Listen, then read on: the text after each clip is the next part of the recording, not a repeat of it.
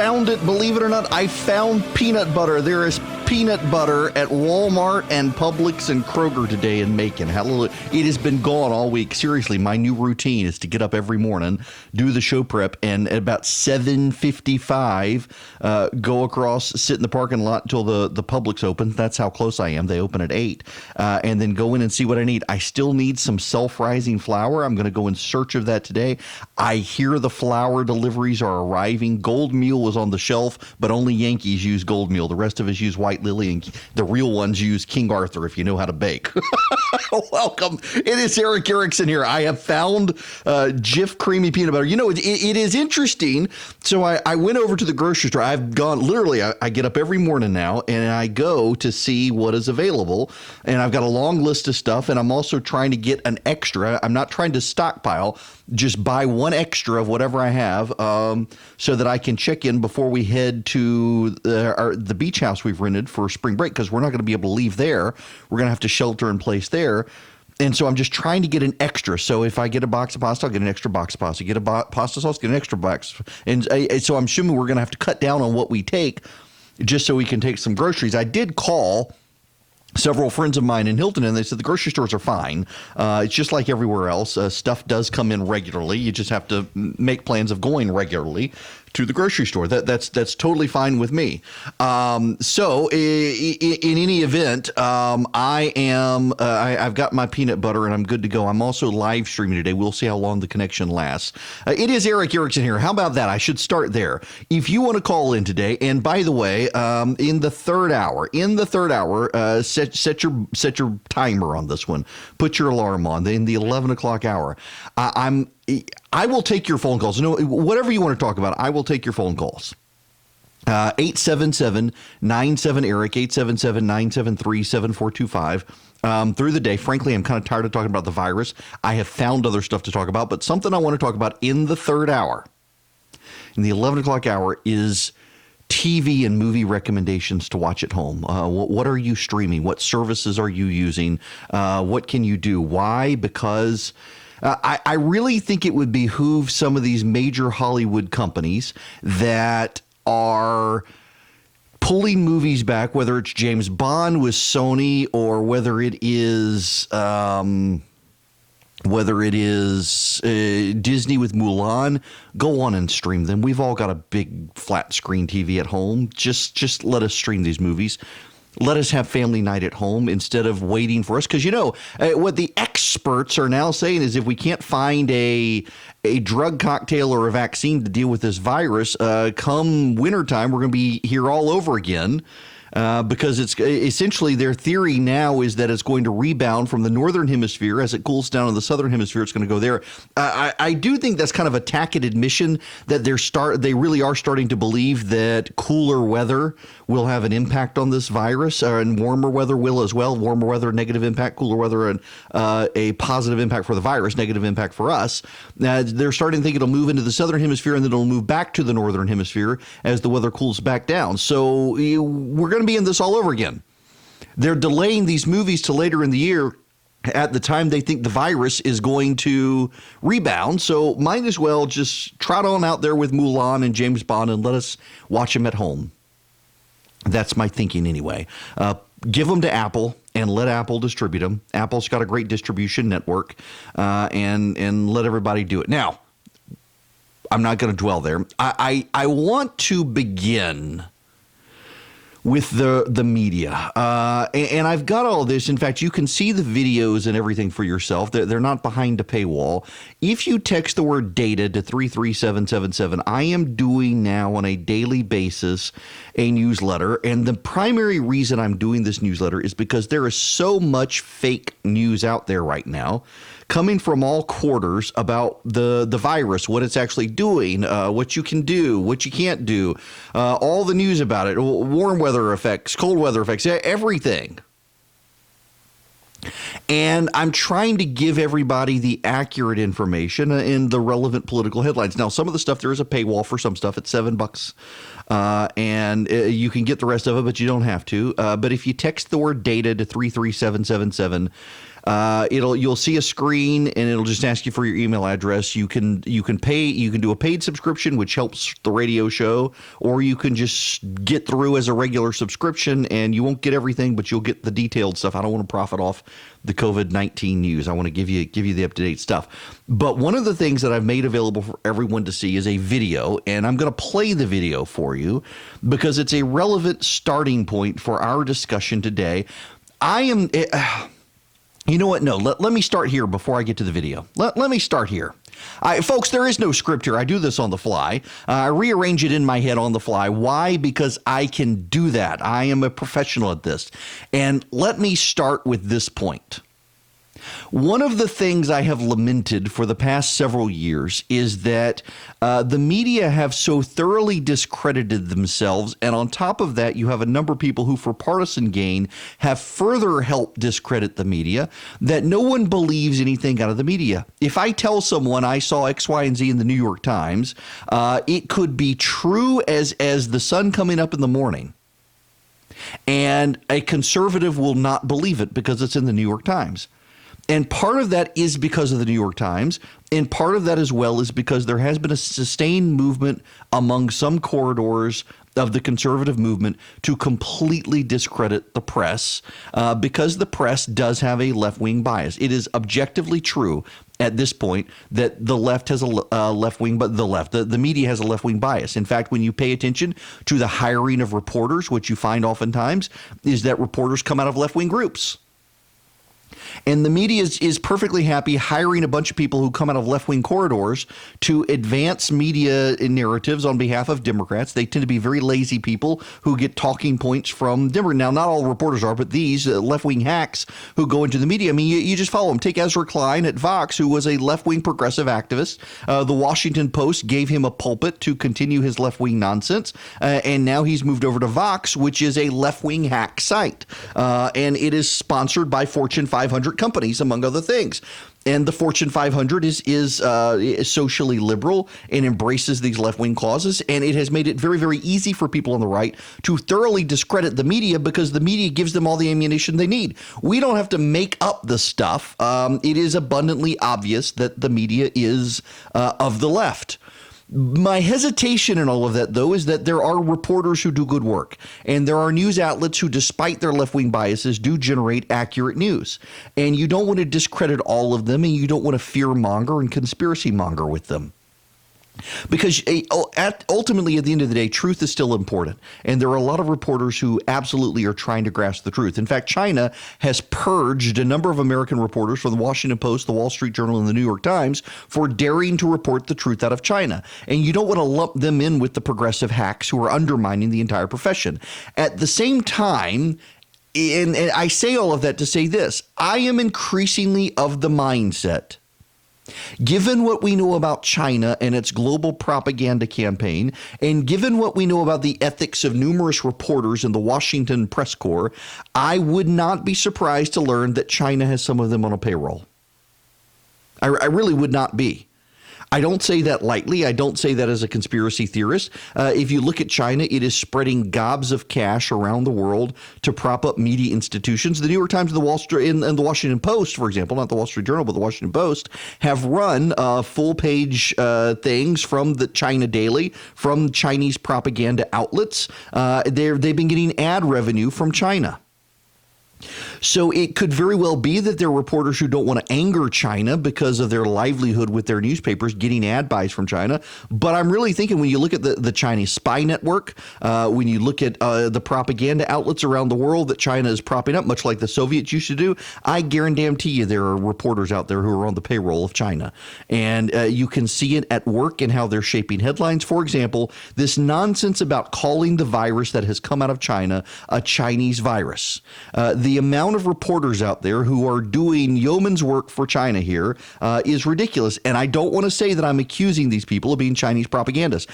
I would suspect that the ones who are far more clever than being that out front about it.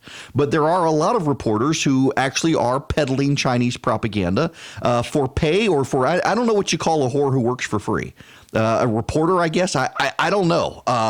It's amazing. Yeah, I know I shouldn't say that, but it is amazing to me to watch some of these reporters who hate the president so much they're willing to carry the talking points of China and use those talking points. And again, I don't think these people are. I think China is paying reporters. I do, or editors to help shape a narrative. I do. I don't think it's these reporters because it's too obvious with these reporters. These reporters, I think they're just broken by the president. They hate the president so much that they have decided that they're going to stand with China, an autocratic, dictatorial regime. They believe the president is an autocrat. They believe the president's a dictator, and they're willing to side with actual autocratic dictators who run concentration camps, which is amazing. Listen to Richard Engel. Again, I don't think Richard Engel is on the payroll of China, but he is certainly carrying the water for China. Listen to him. It's easy to scapegoat people, and that is what has always happened when there have been pandemics or epidemics, that foreigners are attacked. Foreigners sometimes physically attacked. If you look at what happened during the Middle Ages, there was lots and lots of scapegoating against an ethnic group or a religious group whenever there were pandemics that affected the society and frightened a lot of people. And China certainly feels that is what is happening now with people calling it the Wuhan flu or the Wuhan virus or the China virus. This is a virus that came from the territory of China, but came from bats. That's not actually proven, by the way. He's stating that as fact. He's a reporter who's stating a fact that is actually not proven. This is a bat virus, not a China virus. It doesn't speak Chinese. It doesn't target Chinese people. It targets human beings who happen to touch their eyes, nose, or mouth. He's calling it a bat virus. Actually, you know, the prevailing scientific opinion right now is that it came from a pangolin. It may have originated in a bat that infected a pangolin, but the virus jumped from a pangolin to a human. Now, you're wondering, what the hell is a pangolin? Pangolin is essentially an Asian anteater. It's a scaly creature, looks kind of like an armadillo, except it climbs trees. And it is purported to be where the virus came from by a number of scientific outlets now who have studied it. In fact, even the Chinese researchers over there are saying that they found pangolins infected with the coronavirus that 99% matches the coronavirus that has jumped into humans. And if you listen to the Joe Rogan interview with that epidemiologist from Minnesota, he says they fairly well can trace that it jumped into humans in November. And in fact, that amplifies the case that this has been spreading through China far longer than China has been willing to acknowledge. By and large, what they do believe happened is that pangolins are banned from being consumed because there are enough viruses and things that can jump from pangolins into human beings to begin with. It is considered a delicacy, but China banned it, and it's still on the black market, can be found and sold and consumed. And so they presume that it was sold it was a black market purchase and consumed, infected a human, and spread through China for several months before the Chinese detected it, and then the Chinese sought to cover it up. It is a Chinese virus because geographically, up until the woke culture got involved with the World Health Organization and polluted scientific opinion a couple of years ago, viruses were named by their geographic region. No one screamed racism when Ebola was named for a river in Africa. No one was screaming racism when Zika was named for an area of Uganda. No one was screaming racism when the West Nile virus was named after guess. No one's been screaming racist about the St. Louis encephalitis. No one was screaming racism about Rocky Mountain fever. No one's screaming racist about the German measles. None of these things.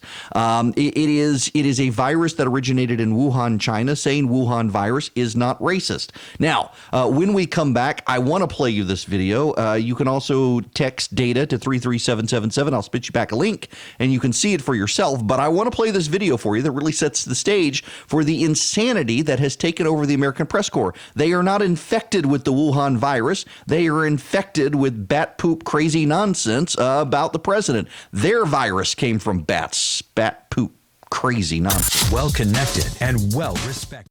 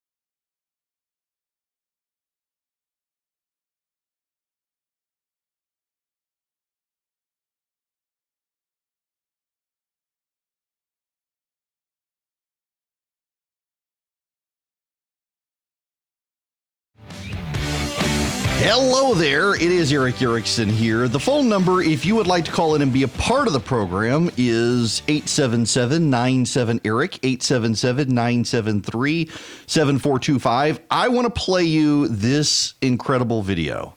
This is a video of a montage put together by the Media Research Center. Now, they put some campy music behind it.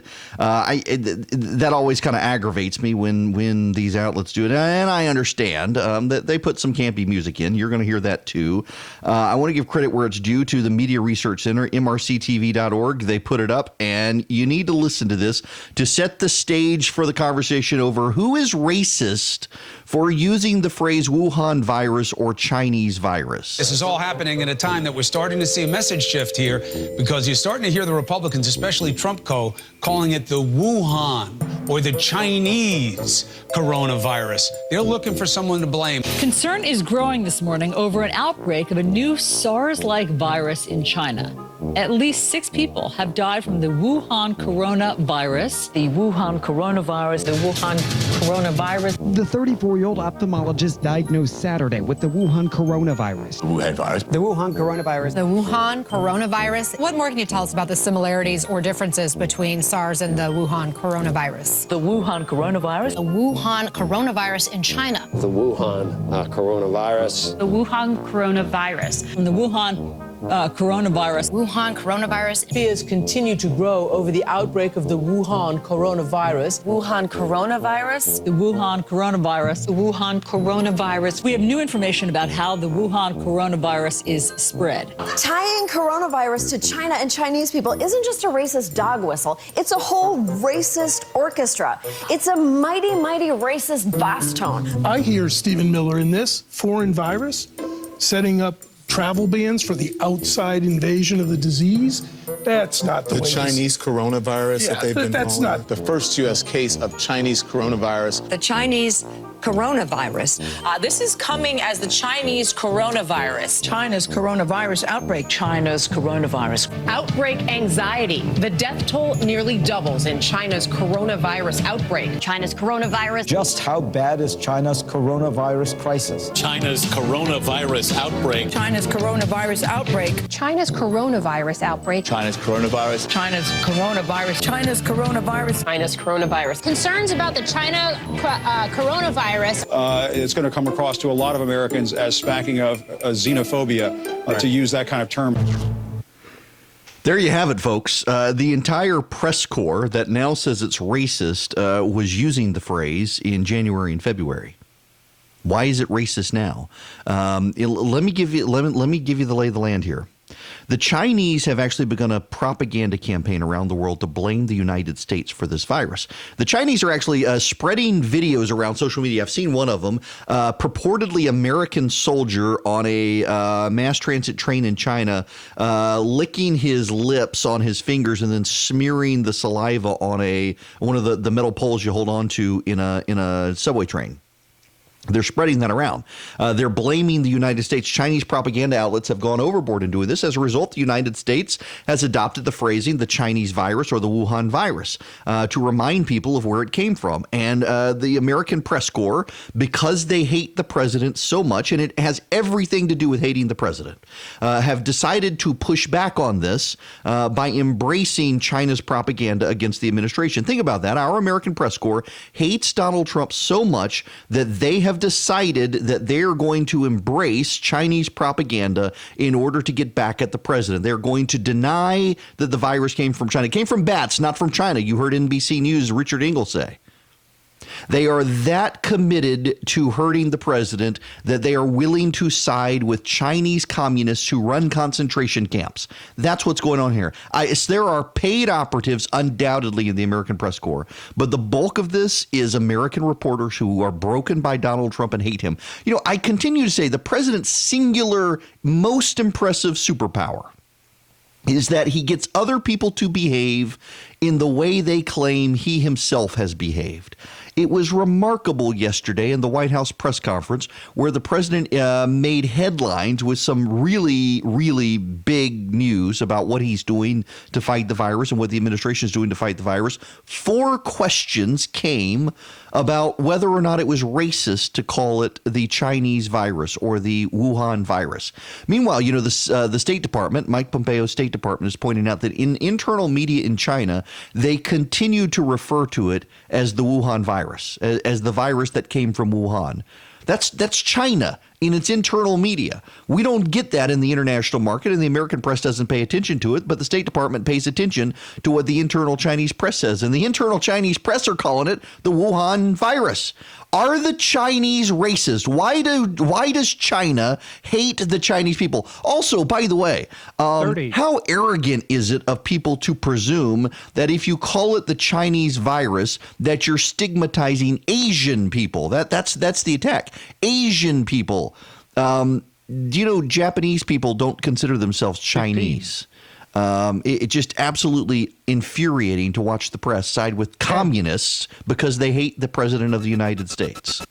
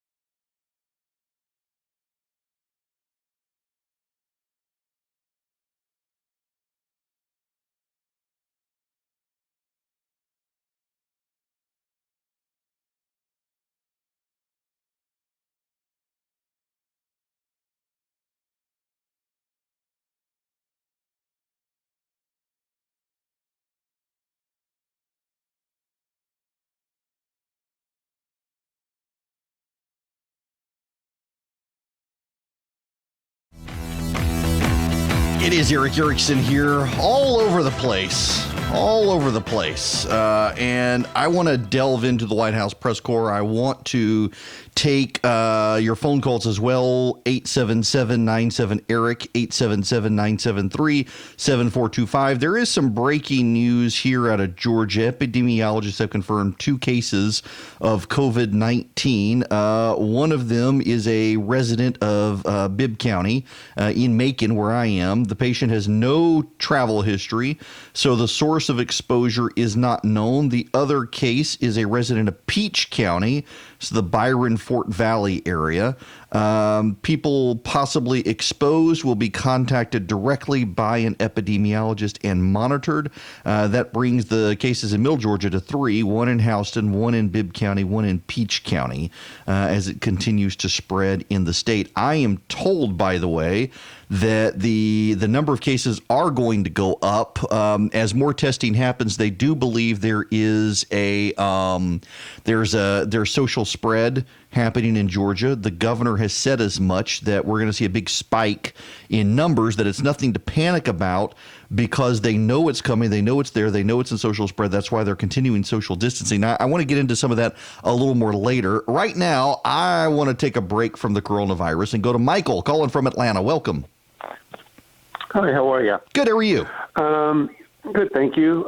2 quick questions. One, politically speaking, how do you think the president is doing with this whole situation? And 2, how do you think that this, I know you can't really predict, but how do you think this might play out for the general election, not only for the president, but for the Senate and the House?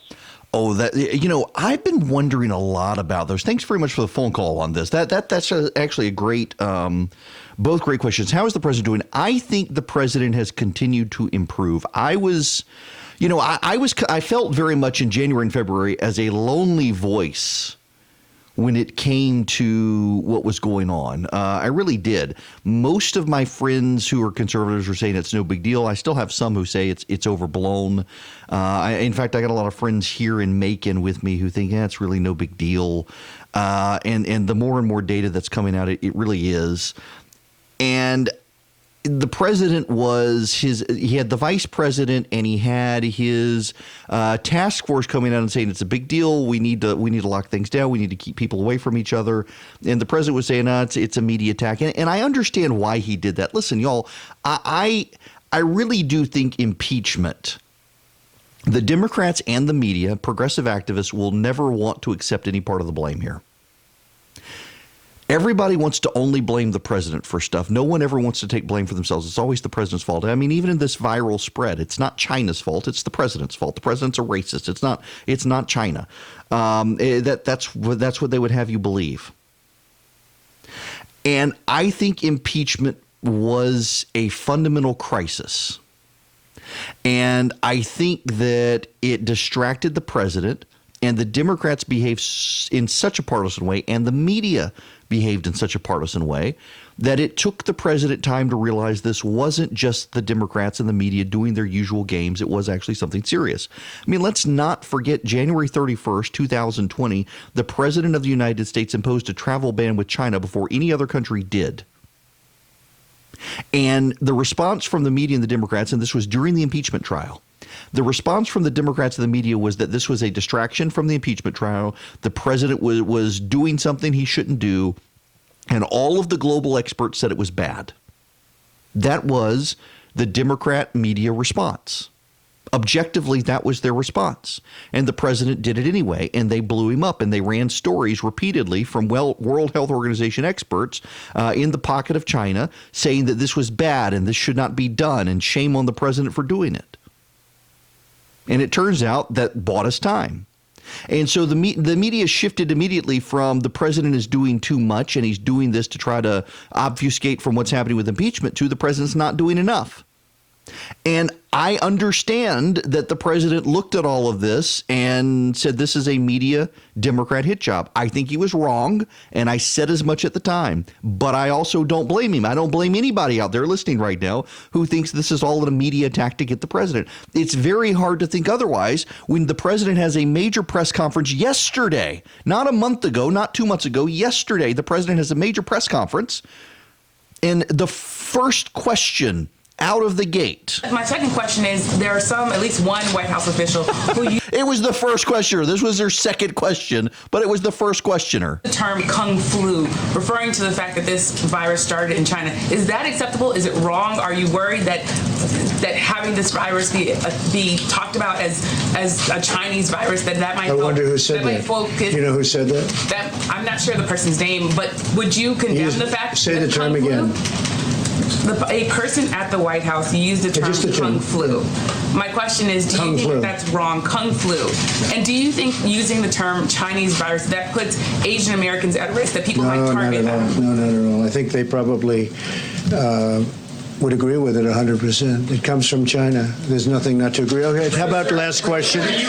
Yeah, honest to goodness, the president spent his entire time fielding questions from reporters. He using the War Powers Act, the Defense Acquisition or the Defense Appropriation Act. He's commanding businesses in this country who make medical devices to double it up. He's signing contracts now. He's sending a hospital ship to New York City. There's data out that millennials actually are being affected in a way they didn't think, and yet this is what they've got him tied up with. Okay, why do you keep calling this the Chinese virus? There are reports of dozens of incidents of bias against Chinese Americans. By the way, I need to correct myself. This was the first question. This was the first question asked, not the other one. This is the first question that the president took in the press conference after announcing all of these major things, including that HUD is going to stop mortgage foreclosures. In this country, your own aide, Secretary Azar, says he does not use this term. He says ethnicity does not cause the virus.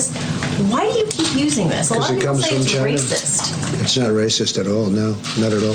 It comes from China. That's why. It comes from China. I want to be accurate. About Chinese Americans please, in John. this country? Please. The aides behind you. Are you comfortable with this term? I have great love for all of the people from our country. But as you know, China tried to say at one point, maybe they stopped now, that it was caused by American soldiers. That can't happen. It's not going to happen. Not as long as I'm president. It comes from China. John, please.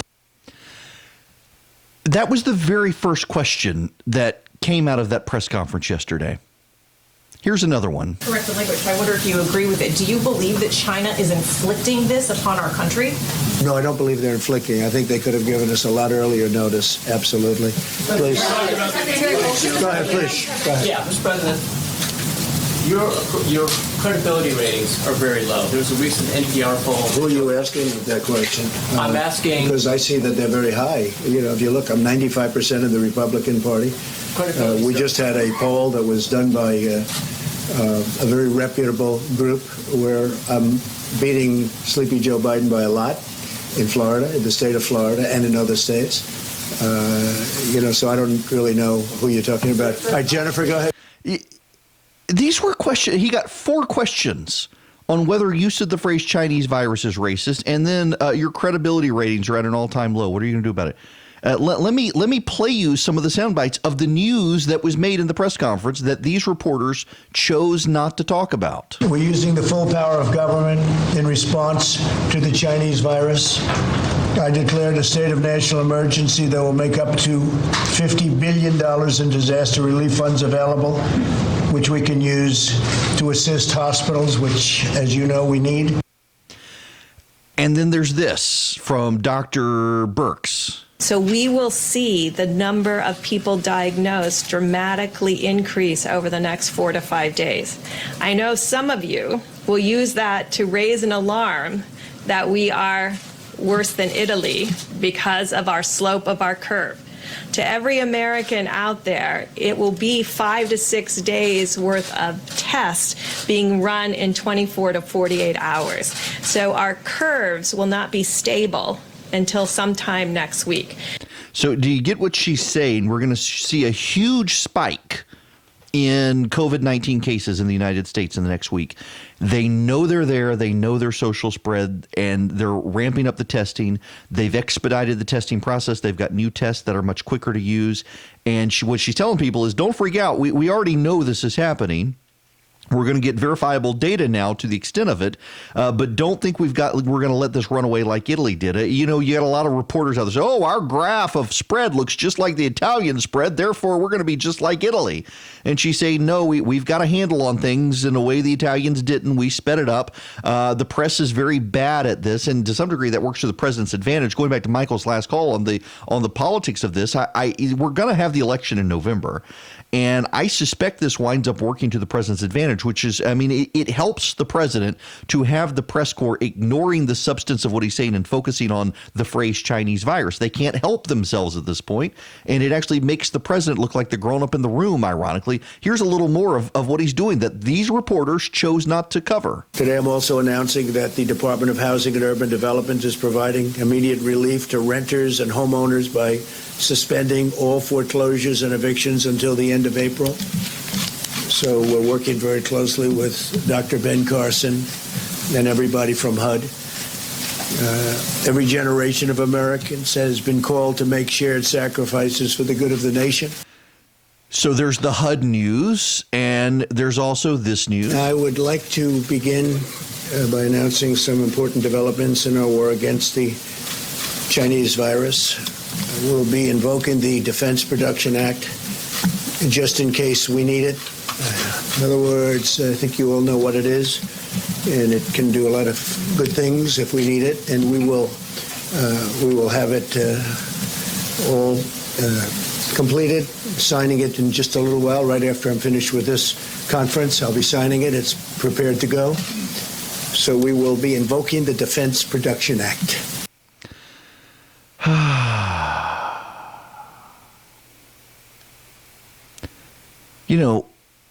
When you've got the media unwilling to be serious, it's real hard to blame anyone else for not being serious. I see Josh Rogan.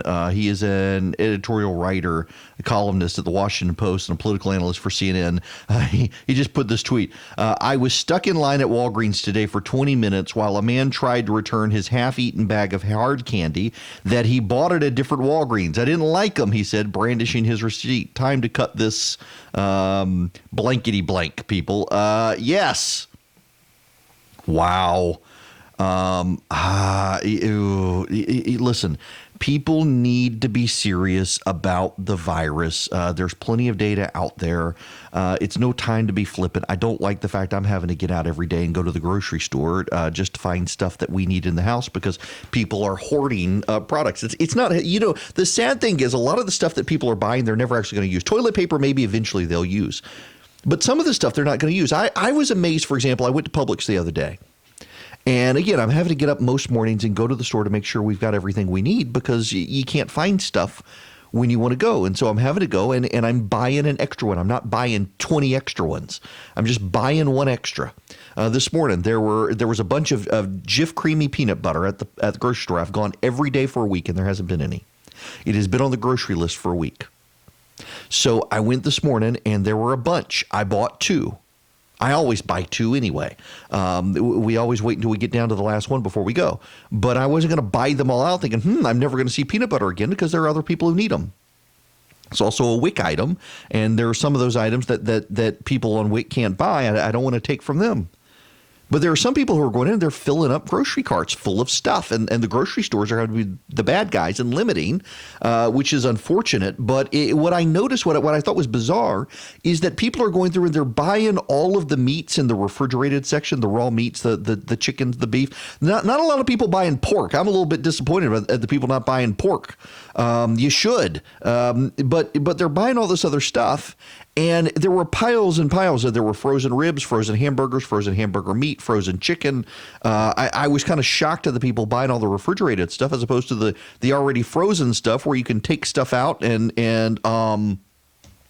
you can take stuff out and thaw it out as opposed to with the refrigerated stuff, you're going to have to freeze it. That just, it makes no sense to me how some people plan out their buying stuff. Maybe I need to do an entire podcast extra on how you should stockpile for crisis.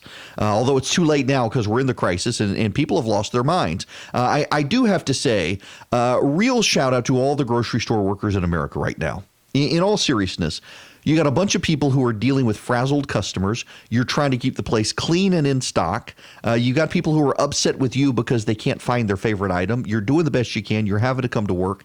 And you may get sick from some of these idiots who are going to the grocery store sick. We got to talk about the Georgia legislature is in complete quarantine now. The House and the Senate in Georgia, they're in quarantine. And they're in quarantine because a member of the Georgia legislature tested for coronavirus, had all of the symptoms, and showed up to vote on Monday in the special session instead of self-quarantining, and has potentially infected members of the state Senate.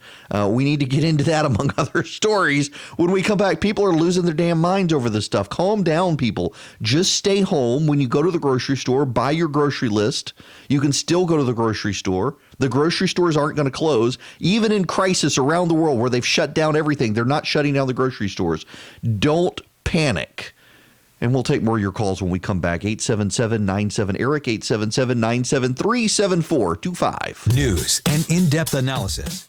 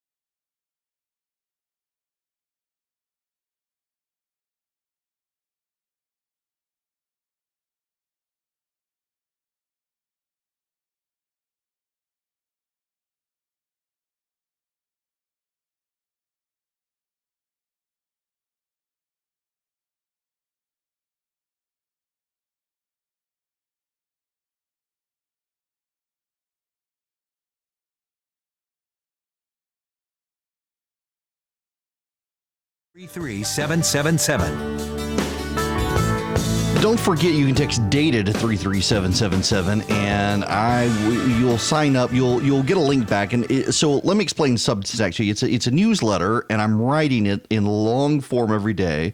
The Resurgent is a bunch of content from a bunch of people on the website, and I'm trying to do deep dives just for the people who want it on the Substack side. And the deep dives, it's $7 to subscribe, but I'm also doing a regular update from me on all the links you need about COVID-19 as it spreads through Georgia and the nation, what the numbers are, what relevant links are out there, what the good data is saying, all of that stuff. And if you want it, text DATA to 33777. When you click the link, you'll see a subscribe. Just put in your subscription. You don't have to pay.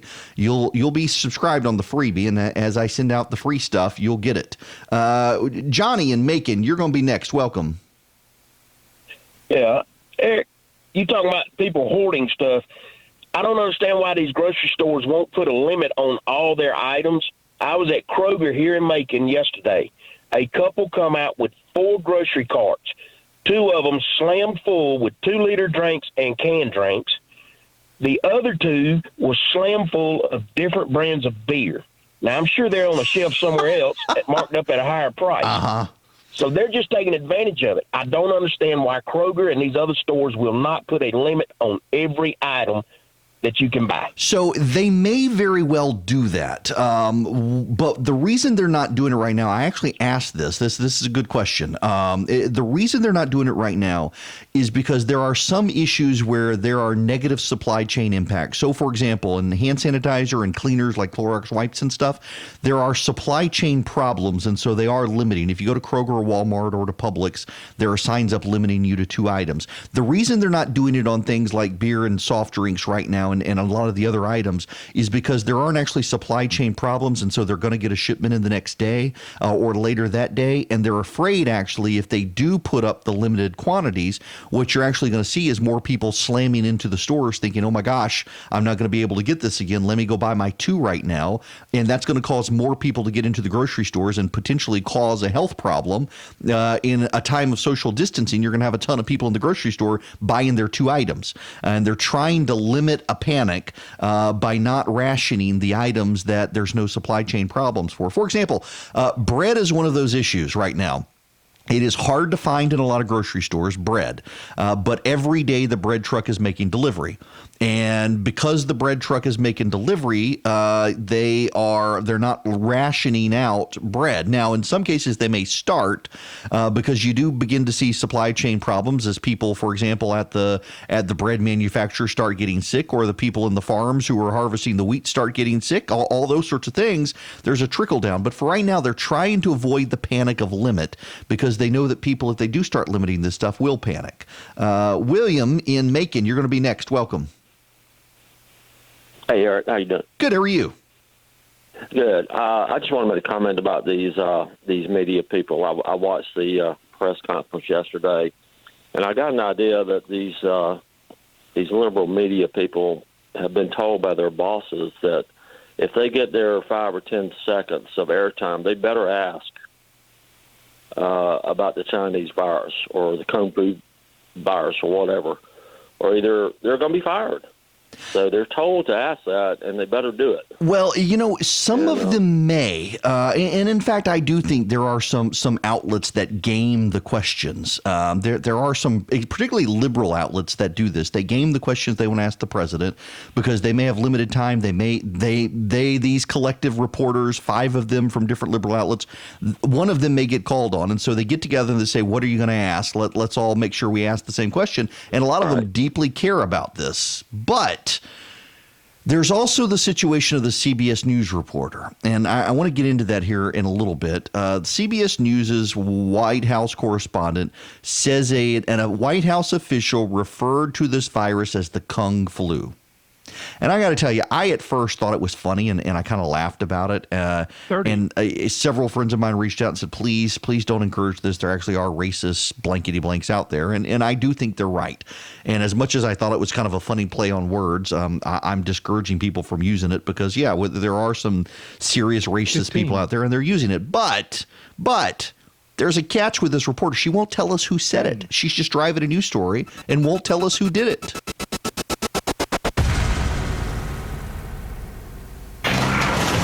We first opened about 10 years ago.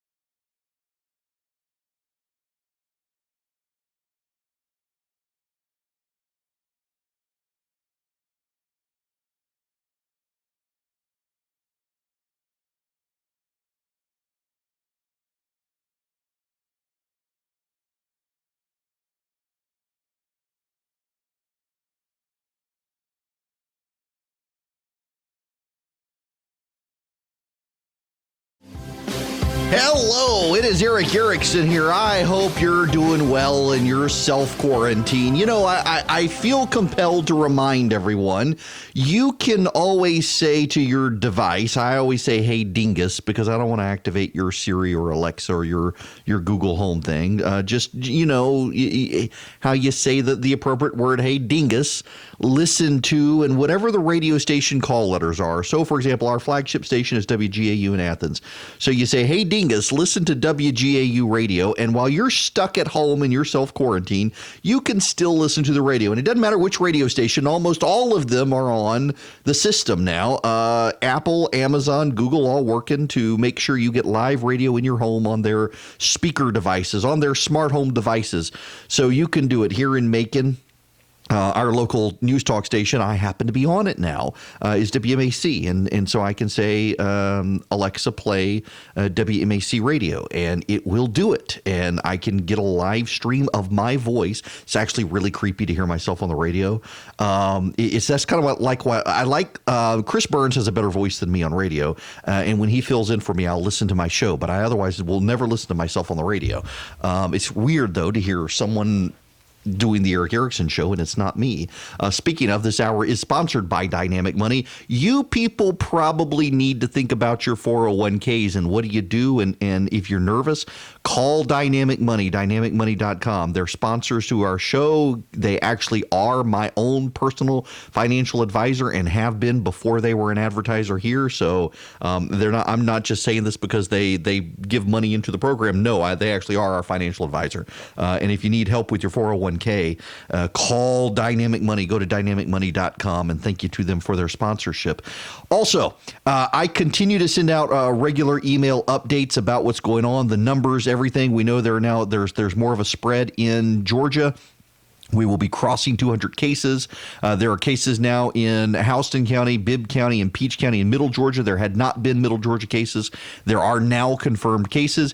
In Houston County is actually a doctor, apparently, with one of the healthcare groups down there who traveled, got it, came back, and I'm sure we're going to see a spike in cases down there. Well, there's another situation here in Georgia, and y'all, I should not chuckle at this. I shouldn't, but I kind of am. And it should be a lesson learned for everyone here to take a lesson from State Senator Brandon Beach in Georgia.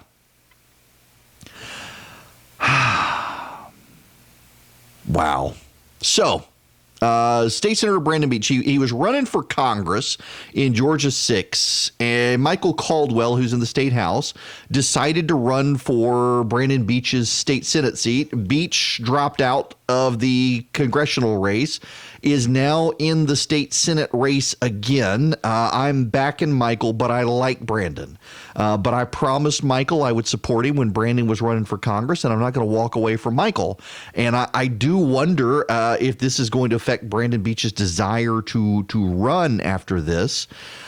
On Saturday, this past Saturday, now wait, I got to set the stage for this. For 2 weeks, we have had Dr. Toomey and the governor holding near daily press conferences. And what have they said for 2 consecutive weeks? They have said, if you have the virus, stay home. If you think you have the virus, stay home. If you have a fever, stay home. Do whatever you possibly can. Whatever you can, do it to stay out of the public. Call your doctor, tell him you have these symptoms, and see if you can get tested. Well, on Saturday, Brandon Beach had a cough, and he had a fever. And he had no explanation for why he would have a dry cough and a fever. So he called ahead and he got tested for COVID-19. And what do they tell you? It takes several days for the test to come back. So after you've been tested, the governor has said it, the president has said it, the vice president has said it, the head of the CDC has said it, the head of the National Institutes of Health has said it, the head of Department of Public Health in Georgia has said it. Once you've had the test, go into self-quarantine until you have a test negative. A member of the state house had the coronavirus test and went into self-quarantine and could not be there on Monday for the special session. But Brandon Beach, who had a fever and a cough on Saturday and had the coronavirus test, went to the legislature on Monday for the special session. was in the Senate with his colleagues in a building with terrible ventilation. And he had it and is contagious.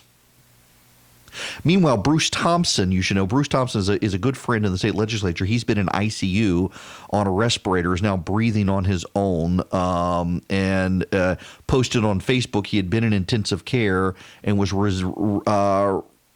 waiting for the test. An initial test came back negative. I guess he hadn't been on a respirator, but he had been in ICU and was in isolation. His vitals are stable. He wasn't sure, but he kept himself away from everybody, thinking that he may be contagious. Well, now the entire state legislature in Georgia and the Capitol Press Corps in Georgia are all having to be quarantined. The lieutenant governor is in quarantine now. The state senators are all in quarantine. The speaker of the House is in quarantine. And you know they're in the building with the governor, and that place has terrible ventilation. I'm assuming the governor is okay because the virus only spreads so far. It gets diffused in air over time. But the state Senate now, because Beach did not listen to what the president, the vice president, the head of the CDC, the head of the National Institutes of Health, the head of the Department of Public Health, and the governor himself, and the lieutenant governor, and the speaker have all said, and he went back. Everybody's got to be in quarantine. Pray for him, please. We are finding out more and more this virus is so random. Some people, there's actually a story at CNN where there's a pastor and a woman. They both got the virus at the same time. The pastor didn't even know it. He just had a cough that wouldn't go away. And he got tested and was positive. This woman was in ICU and had terrible, terrible symptoms. We're now also finding that contrary to all of the initial reports and all the data coming out of China, which is why we can't believe the Chinese, that younger people, I shouldn't say young people. If you've got kids, they genuinely don't need to fret. But millennials in their 20s and 30s are having more trouble, and part of it is their behavior. I do wonder about vaping. I genuinely, truly wonder, is there a tie-in with vaping? I don't know, or tobacco. We do know that people who smoke get this worse. But younger people are having extensive lung damage if they get this. About 20 to 30% in the United States of hospitalized patients are people in their 20s and 30s, which all of the global data had suggested wouldn't be the case until it got into Western Europe. And in Western Europe, half the cases in ICU are young people. So as it evolves and moves around the world, as the virus evolves and we get more data, what we were seeing, some of the things we thought initially that younger people were okay, turns out not necessarily to be true. 18 and less, yes. In fact, kids are affected and not having symptoms, and they tend to be the typhoid Marys of this. They get it, they have no symptoms, and they infect other people who then do get symptoms. Asymptomatic carriers are apparently the biggest problem here. People who get it and don't even know they're sick. So that's why they want everybody to self-quarantine. But just this is unfortunate. The Lieutenant Governor, Jeff Duncan, said that in a statement he has had to go into self-isolation. Beach's diagnosis is a reminder to heed the warnings of Governor Kemp and the Trump administration. We've got to take this seriously. Jen Jordan, Senate Majority Leader Mike Dugan, Senator Renee Unterman, who's running for Congress, they've all gone into isolation now.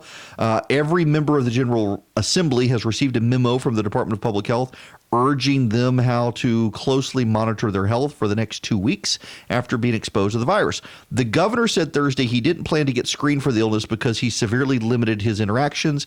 He entered the Capitol on Monday from a first-floor entrance, went straight to his office. He didn't interact with any members of the legislature. He was asked to come speak to the caucus meetings, told him it was a bad idea. He did it by phone instead.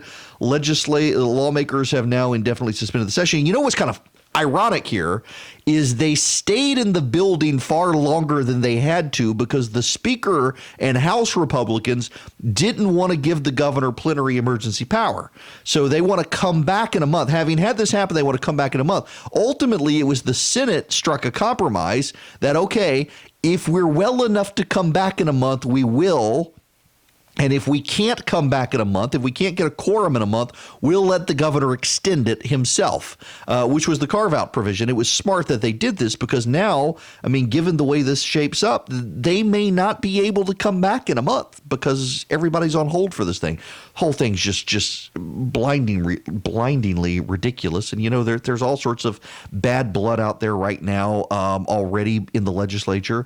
There are a number of people who were Casey Cagle supporters who they just still can't get a grip on the fact that he didn't win because there were all sorts of promises made about people's futures, and those all came undone, and people are all upset about it. You got the Speaker of the House trying to capitalize on it with power plays in the state legislature, and that's generated bad blood. And now you've got Michael Caldwell, a member of the state house, who's running for Beach's seat. It was an empty seat. He was running unopposed, and suddenly now he's got to run against Beach, and you've got his friends in there who are using it against Beach, and I can't blame him, to be honest. I feel bad for the guy, but I mean, he may very well have infected members of the state Senate. Now, there are the libertarians out there like, oh, why is that a bad thing? We can keep them all home. The rest of us, we should be concerned. In any event, Bruce Thompson, who's been in ICU, pray for him and pray for Brandon Beach and pray for the members of the legislature, all of whom could. I mean, there are a lot of old people there. And this impacts the elderly more than most. Thankfully, though, it does appear again that over 80% of the cases are mild, which is a good thing. So please remember that. Please consider that. I do have to tell you, by the way, I got an email from a listener. I don't want to give his name out. But this is a listener. He's a regular listener. He interacts with me on email, and he sent me this. The virus is no joke. I'm 30 years old, and while the doctors cannot test for the disease due to the shortages, I have it. My doctors believe that because of the sudden onset of symptoms, I obtained it via my ride-sharing job. My primary job is as a teacher. My wife and I are both under quarantine at home, and I've developed pneumonia. It's hard to breathe at times, which is why we finally went to the ER yesterday. They ruled out flu. They ruled out strep. This virus is no joke. To Governor Kemp, I'm one of your biggest supporters, but you need to lock it down now.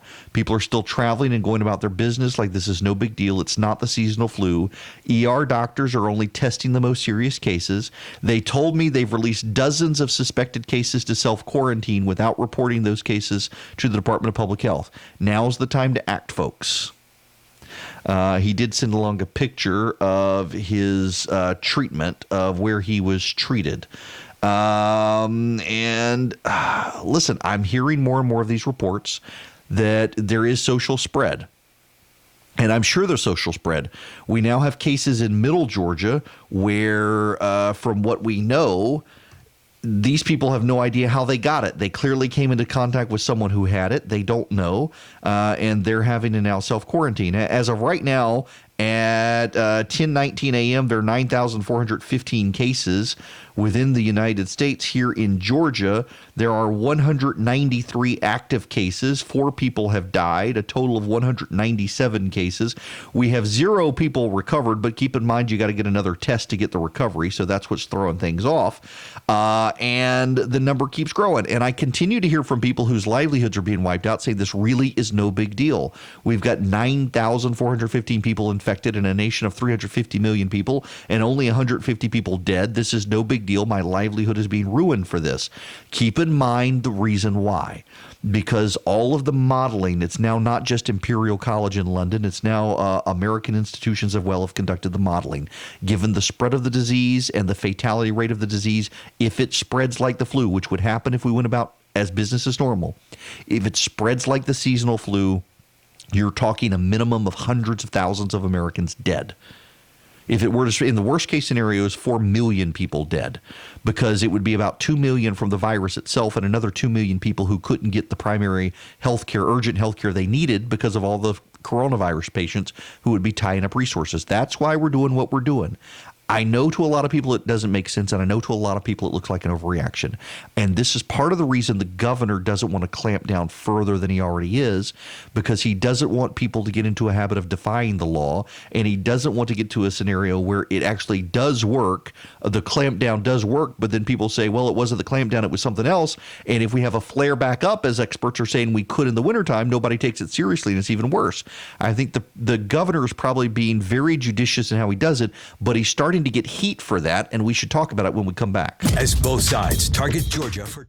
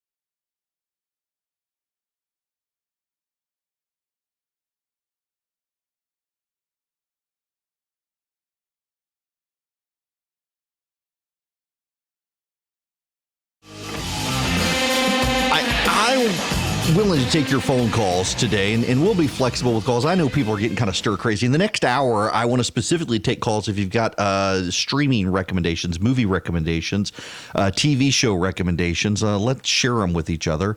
Some of the ones that I've got, though, they're not kid-friendly. Everybody keeps telling me to watch Narcos, and I'm going to start in my home confinement. The phone number is 877-97-ERIC, 877-973-7425. Hold off on your recommendations for entertainment until next hour, though. Anything else, feel free to call in. And I want to just implore you again. There are a lot of restaurants in this state that have been serving you regularly, and it's time to serve them.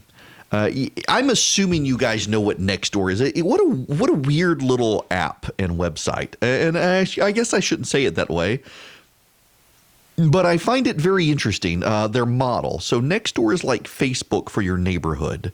And the way you get into Nextdoor is you start an account and then you can designate your neighborhood and send postcards to the people in your neighborhood. And they get a postcard with a, hey, please join Nextdoor. And here's a code to get into Nextdoor. And you put that code in and it signs you up and it verifies that you're actually in the neighborhood.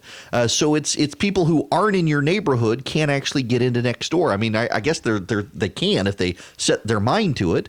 But then neighborhoods can organize. And so, for example, we had a situation where AT&T has put fiber into our neighborhood, and there was this huge conversation on Nextdoor about people in the neighborhood because these two young men were coming through the neighborhood who did not work for AT&T and were knocking on doors advertising AT&T. And it did turn out AT&T had contracted with an outside entity, and despite the no solicitation policy in the neighborhood, they were coming through with iPads trying to sign people up, and that made people sketchy. They actually came to my door. One of them did, and I could see him on my security camera. I went out and talked to him for a minute, but he was actually very, very nice.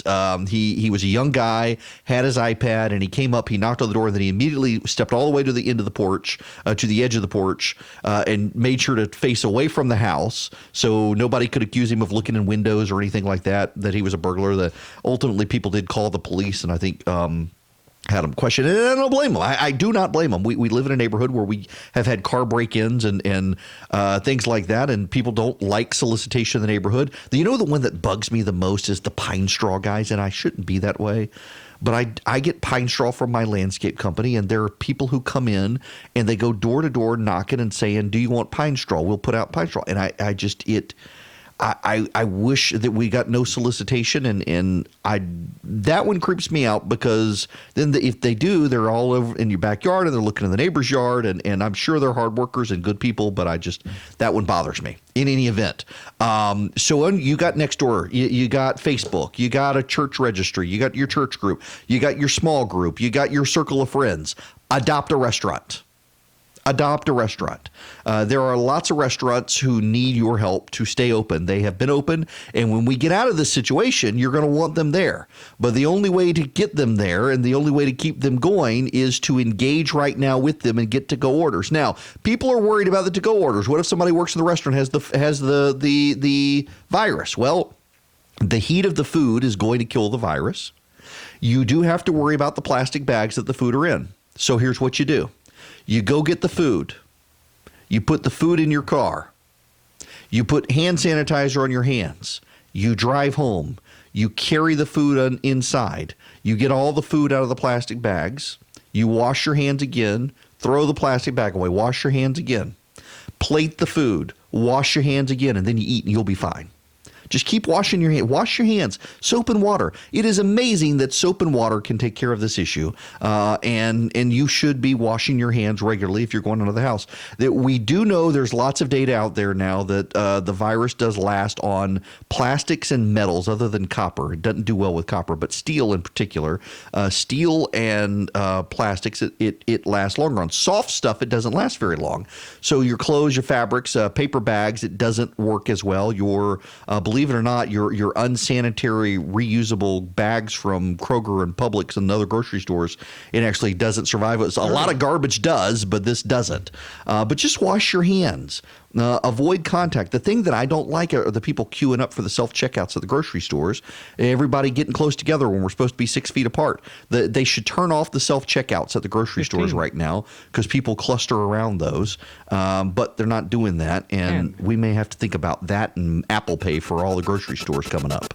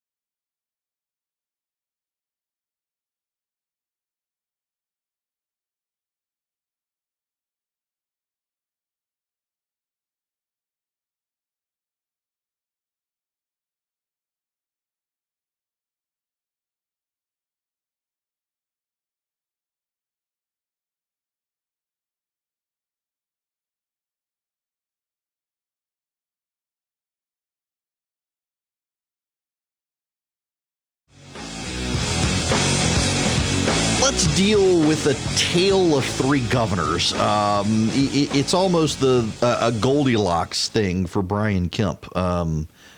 So let's take Mike DeWine. There are three Republican governors: the governor of Ohio, the governor of Georgia, and the governor of Florida, Ron DeSantis.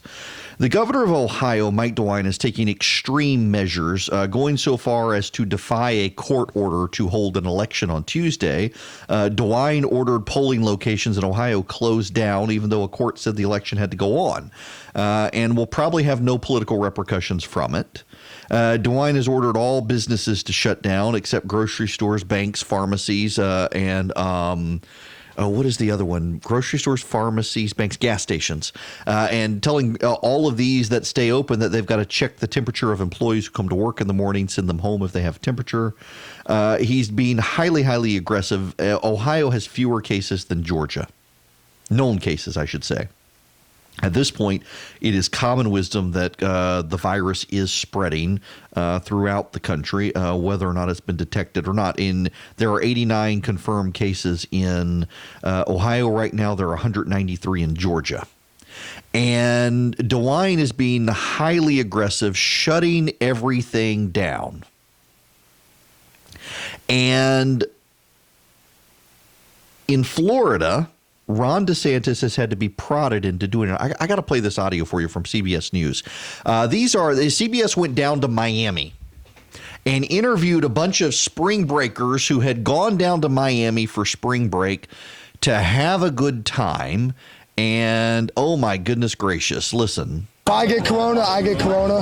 At the end of the day, I'm not going to let it stop me from partying. You know, I've been waiting. We've been waiting for Miami spring break for a while. About 2 months we've had this trip planned. 2-3 months. So we're just out here having a good time. Whatever happens, happens. Like, it's really messing up with my spring break. What is there to do here other than go to the bars or the beach, and they're closing all of it? It's really messing up. I think they're blowing it way out of proportion. I think it's doing way too much. Doing us bad. We need a refund. This virus ain't that serious. It's serious. It's more serious things out there like hunger and poverty, and we need to address that. Yeah, I mean, we planned this a long time ago, and it was kind of up in the air if we still go, but like we're here. I just turned 21 this year, so I'm here to party, so it's kind of disappointing, but we're just making the most of it. We met these other people in our little Airbnb spot, so we're just hanging out with them and trying to get drunk before everything closes. I mean, it sucks, but we're going to make the best of it. We're enjoying ourselves. It sucks, and I'm from New Orleans, so this really sucks. However, we're going to enjoy ourselves. We having day parties all day. It's my birthday, St. Patrick's Day. Turn up. We're just trying to roll with the boy. We're just living for the moment. We're just going to do what happens when it happens. When stuff closes, we're going to do it when it closes. But besides that, we're just trying to have the best trip we can. Yeah, they're just trying to have a good time. Well, DeSantis refused to do anything, and he came under extraordinary criticism from not just the media, but from Republican officials in Florida and from the Republican senators in Florida and from the White House team. And so he's now closed all restaurants and bars, but he's not closing the beaches. He's not getting people off the beaches. And we now know that Palm Beach and the Tampa Bay area are hot spots for the virus in Florida. And so in that areas, people have come into contact with people, and they're going to get on planes and they're going to fly home after spring break, and they may be contagious and further spread the virus in parts north. So he's come under all sorts of criticism. DeWine is not really coming under press criticism for behaving like a dictator and shutting down everything. I mean, shutting down Ohio's economy to stop the virus. And Ron DeSantis is coming under criticism for not responding aggressively. In the middle of this is all of Brian Kemp. Brian Kemp is kind of he's getting criticism. In fact, and this is not a criticism of Greg Bluestein at the AJC. Please don't take this as a criticism of Greg Bluestein, but I do want to read this to you so you get a sense of it. Armed with broad new authorities to spin state laws and limit gatherings, Governor Brian Kemp has so far used his powerful pulpit to do a lot of urging. He's recommended that nursing homes restrict visitors. He's nudged clergy members to hold online services and organizers to reconsider events. And on Wednesday, he encouraged Georgians to steer clear of packed restaurants and bars, even as he balked at insisting they be closed. We can't just shut things down. I think it would be counterproductive, and I don't know that our citizens would buy into that, Kemp said during a radio interview. We have to take an approach that is aggressive, but also people feel like is warranted. Some health experts warn keeping restaurants and bars open risks extending the threat of an illness that has gotten at least 197 in Georgia sick and linked to 3 deaths so far, 4 now. It's also at odds with growing numbers of governors in other states, including several of Georgia's neighbors who have announced restrictions to stem the spread of the disease. Kemp, empowered by an unprecedented public health emergency declaration to take similar steps, has drawn sharp criticism for refusing to do so. He's not showing a bit of leadership, and he's passing the buck down the line, said George Basco, the executive director of Rise and Dine, an Emory Village eatery that closed Sunday. I'm appalled at the guy because there are literally hundreds of bars and restaurants open, and staffers are telling me they're scared, they don't feel safe being there. They're echoed by some Georgia Democrats who point to guidance from the CDC to avoid gatherings of 10 or more. In the past few days, Florida shut down bars and nightclubs for 30 days. North Carolina ordered all restaurants to close for dine-in customers, and leaders in Connecticut, New Jersey, and New York shuttered movie theaters, gyms, and casinos in a regional effort to stem the outbreak. In other parts of the state where coronavirus cases have yet to surface, local business owners and city officials are more reluctant to urge Kemp to reverse course. Catherine Wood, the manager of Miss Jane's Restaurant, one of the only dine-in eateries in Warrenton in East Georgia, where there's no viruses confirmed, a shutdown, even temporarily, would force Wood and 5 other restaurant employees out of work. One of our employees has 5 children and no other income. It's going to really hurt a small business. I hope the governor holds off. I'd hate to see them close us down. It would sure hurt a lot of people in this small town, but I feel like it's going to happen before long, and I don't know what we're going to do. Mayor Phil Best of Dublin, a city of 16,000 with no known cases of the virus, ticked off the precautions his community was taking. City halls closed to the public. Restaurants are limiting orders to curbside pickup. Most restaurants are live streaming. For the time being, it's fine like that. I've got full confidence in the way the governor's handling it. He's a real estate agent. He's the president of the Georgia Municipal Association. I'm a big believer in local rule, and that's where it comes down to with the governor. Let me give you the current audit trail now for the state of Georgia. It's going to be updated at noon, so the current one does not have the cases in Peach and Bibb County. At noon, it will be updated to reflect that, and we're going to start seeing a big spike in the cases in Georgia.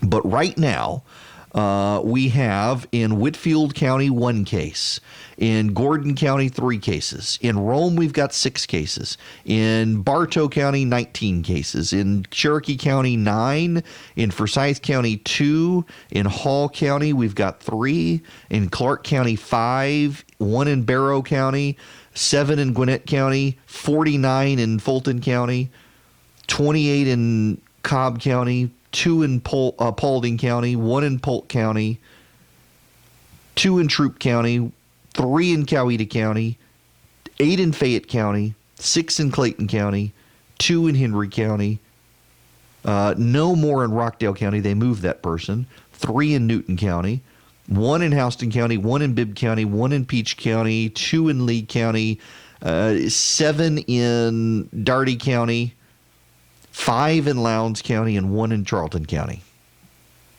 That's what we have. And there are parts of Georgia that haven't been affected at all. There are parts of rural Georgia that haven't been affected at all.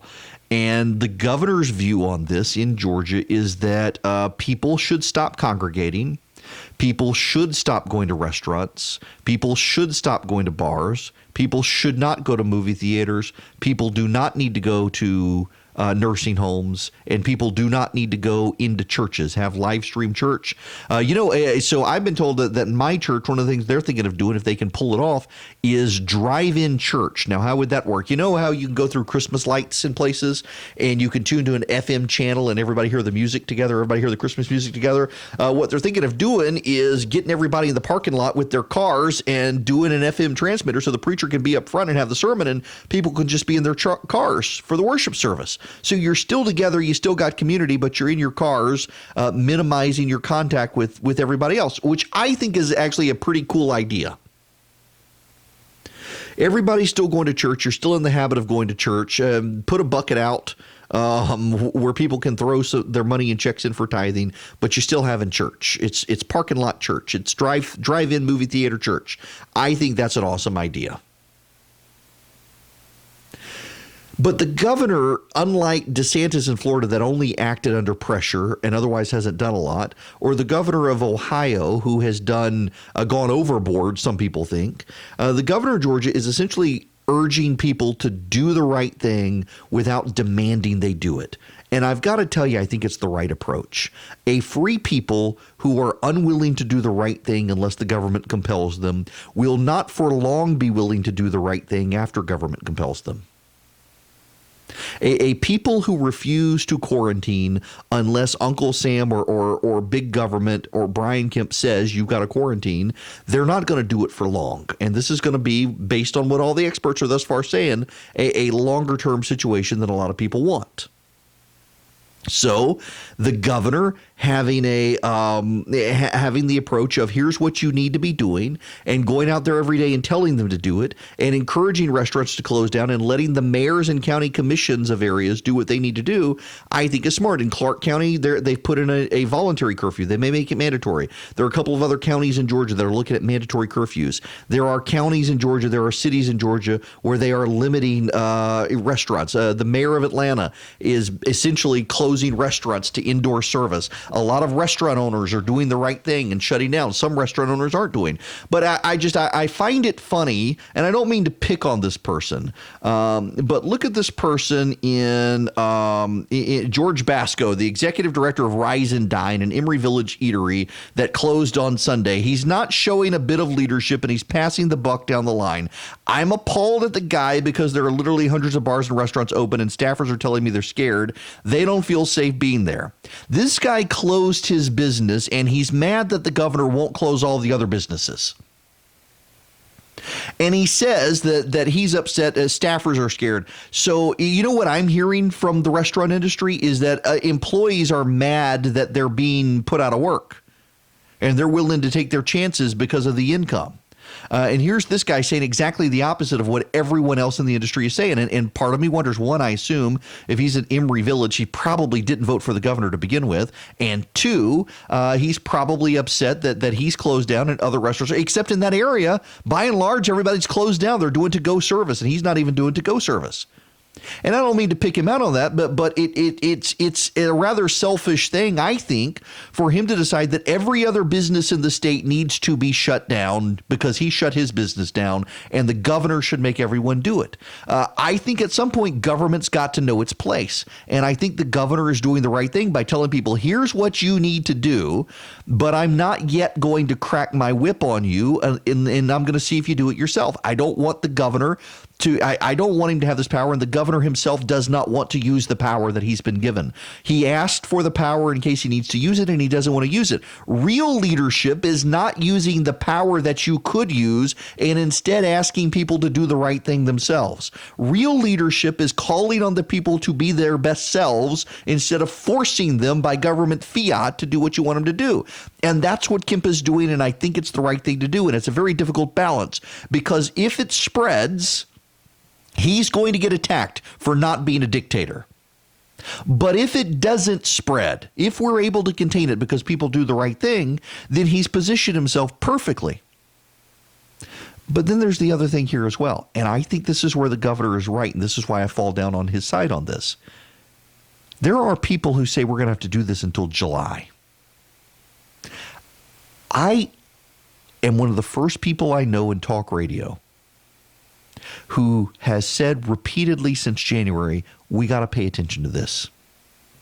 It hadn't happened here yet, but it might. And then when it happened here, this is going to be serious. We need to take action. Stop downplaying it. I've been blown up and criticized by friends. I've been blown up and criticized by people who support the president who thought I was overplaying it. I've been blown up and criticized by colleagues of mine in talk radio. And here we are. Everything I said is happening. Well, let me tell you this. There is not an American living under the age of 60, I think, who's going to be willing to lock themselves in their house until July. I don't believe it. People are going to go stir crazy. They're going to want to be back out in society. We are communal creatures by nature. We are going to start congregating again in a matter of weeks. And that may cause the virus to spread again. I think we're going to have to go with the South Korean model. Now, what is the South Korean model? I think we're probably about to see a big shift in this country towards the South Korean model. And a lot of public health experts are saying in lieu of people being unable to contain themselves, we need to do that. And it wouldn't surprise me if the governor's going to head in that direction. I think he's doing the right thing. I understand the media. I understand the sentiment from the press. But I also understand the governor's right. People need to be willing to do the right thing without him demanding it. But he will. He told me the other day in my interview, he will if people don't do what they need to do. National Connections, local focus. Erick Erickson is live.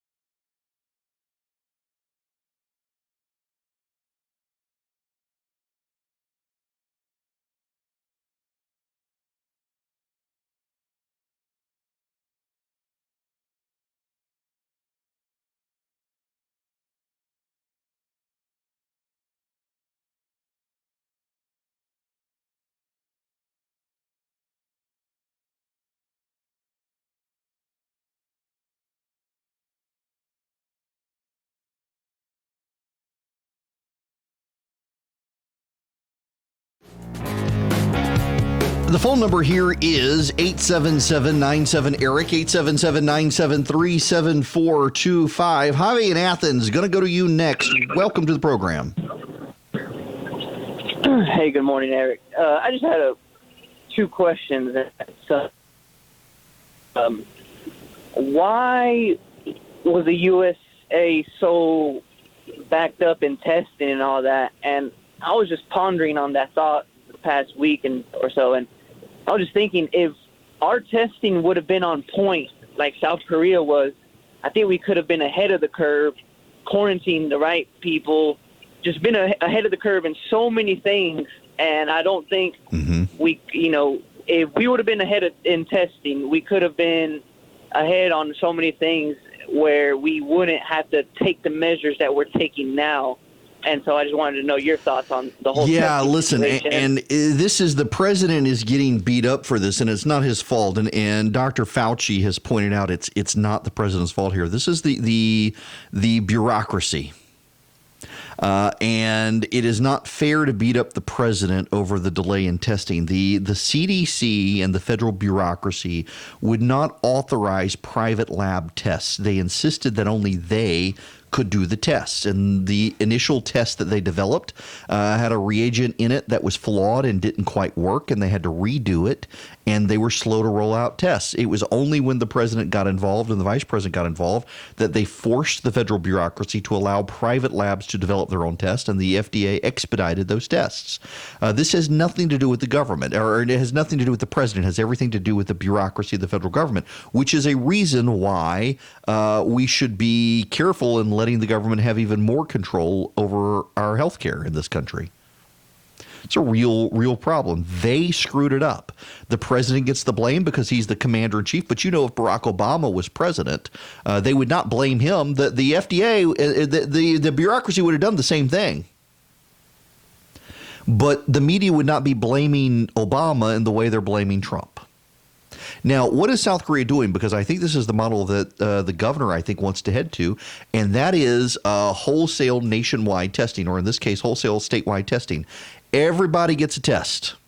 If you test negative, you go about your business. You test positive, you have to be quarantined and get another test later. Everybody in your household has to be quarantined with you. And that's what South Korea has begun doing. They're doing nationwide testing in South Korea. Everybody gets a test. You have to stay home. A lot of people, they get tested only if they have symptoms, but they get tested once they have symptoms, and everyone they've come into contact with is quarantined and has to be tested. And the full weight of the government comes down on them to make sure they're quarantined. And that's what South Korea is doing. And the result is South Korea has gotten a handle on this really quickly. Now, we are ramping up nationwide testing in the country. And as we are ramping up nationwide testing, I suspect we're going to go to that model. The South Koreans are making people wear masks in public, and they're making people take tests. And just like you have to take the census, they're almost making it mandatory. You got to take the test. And if you take the test and it's clear, you go about your business. You take the test and it comes back positive for the virus, whether it's a false positive or real positive, you go into quarantine for 2 weeks, and then you can take the test again. And if it's negative, you come out. But everybody in your family's got to be in quarantine with you if they live in the same house with you. And what they're doing in South Korea is you're not allowed to lose your job. You're not allowed to have financial penalty in your life while you're in quarantine to incentivize you to stay home and not feel obligated to go work. It's not a bad solution, frankly, if we get enough tests. But part of that is we got to have enough tests. Those tests are coming, and we may wind up in a situation here where if the scientists are right that we could have a second wave of this as temperatures cool back down in the fall, we may very well go to this model where everybody's got to start having tests and be quarantined and things like that.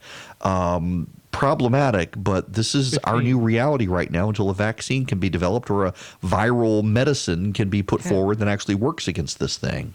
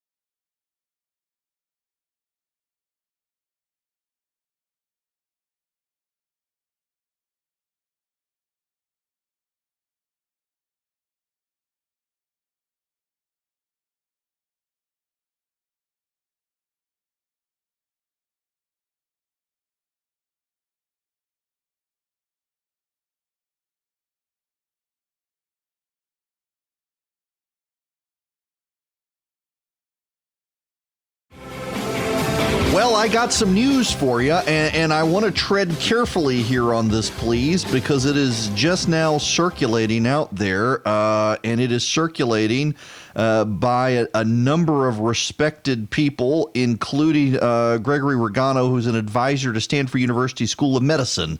Welcome. It is Erick Erickson here, the Erick Erickson Show. The phone number, if you want to call in, 877-97-ERIC, 877-973-7425. If you want to call in with your movie and TV show recommendations for people who are all self-quarantined, feel free to call in.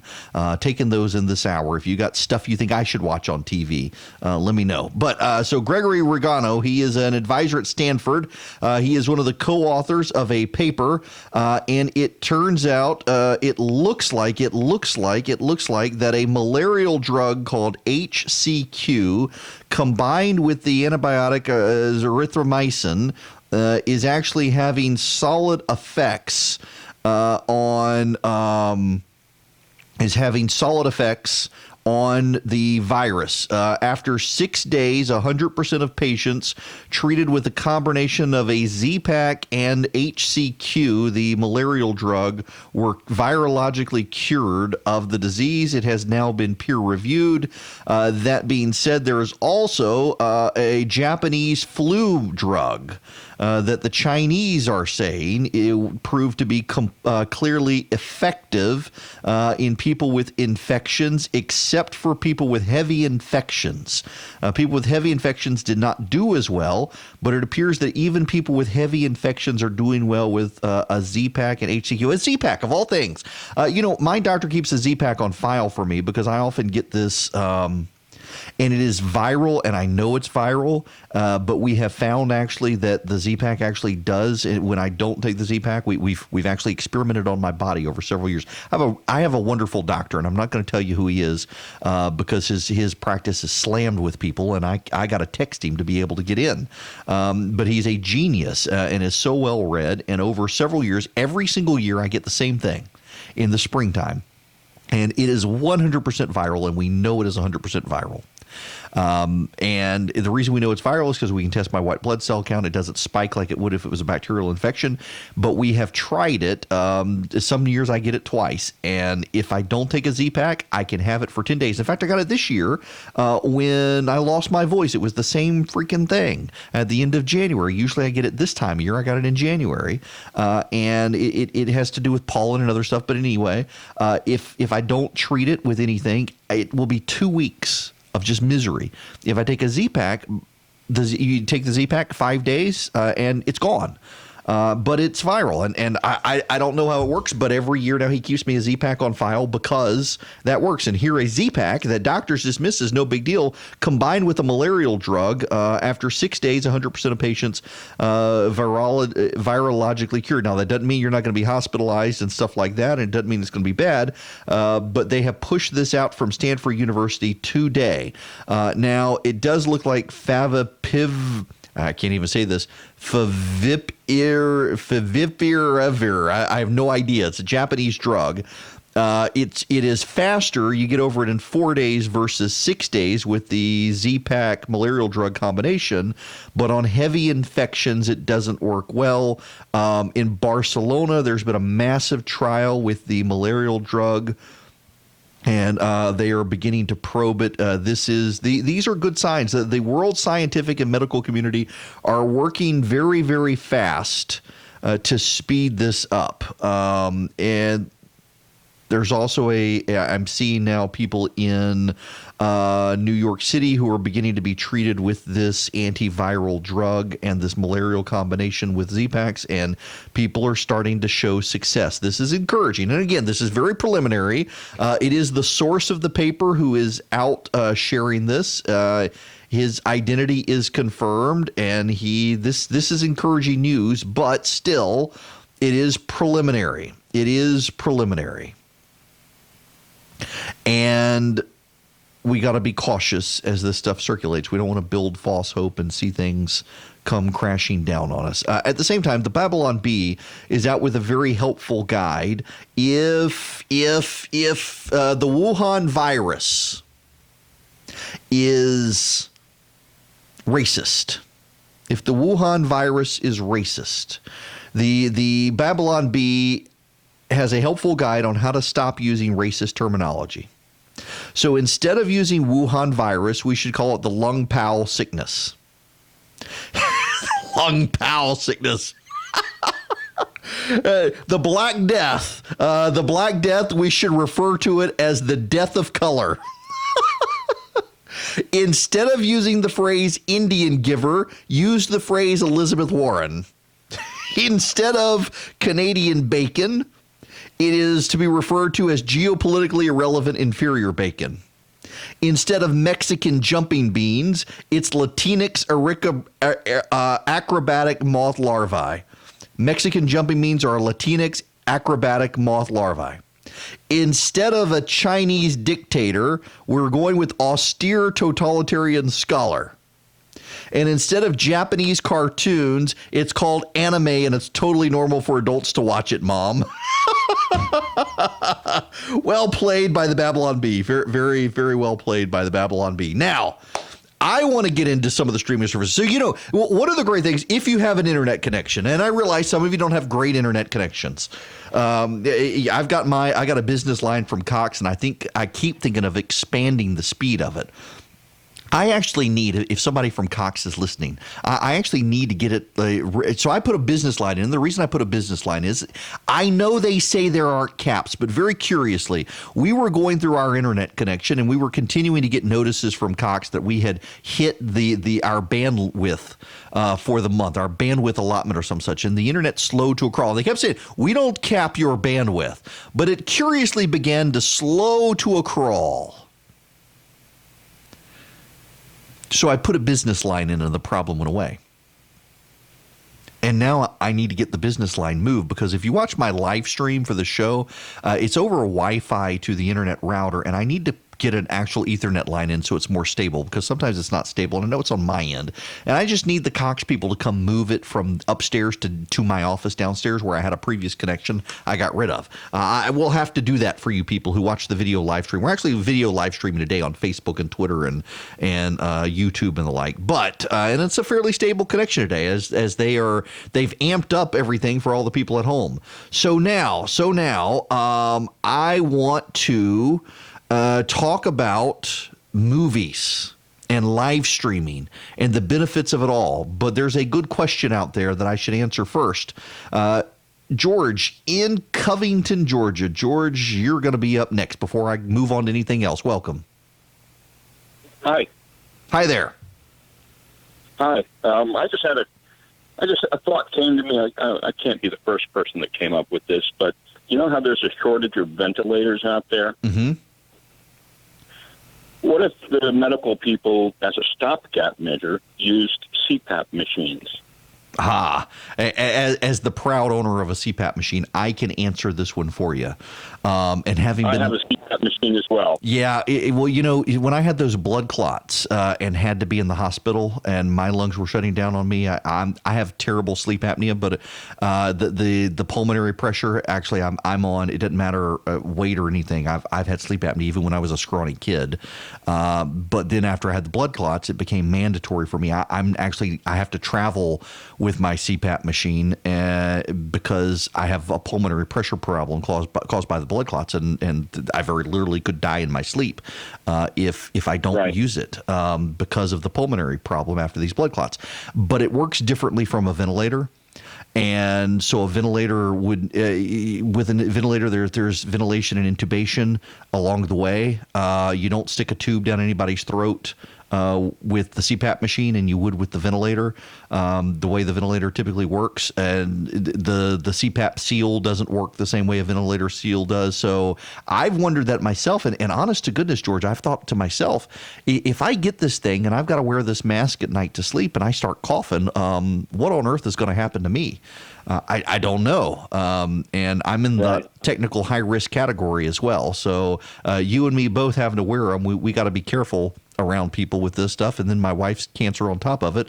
Although, interestingly enough, and George, thanks. I'm going to let you go there, but thank you very much for that. I did wonder about that. And for those of you who don't know how a CPAP machine works, so you wear a mask and it increases the pressure of the air that goes down your throat. So a lot of times there's a pressure gap and you begin to snore as you pause breathing. Like I've got, if I don't, well, let me back up just so you guys, I'll do full disclosure with you people. When my wife and I first got married, we slept in separate bedrooms for about 6 months. Because I snore so bad. Her parents have this big house, and I would sleep in the basement by myself in this house and would wake up her family upstairs because I snored so loud. When I was in junior high, I mean, this is not like a new condition for me. When I was in junior high and we had group events, I was the kid no one wanted to have to share a room with because I snored in middle school and high school. And I ultimately went to an ENT.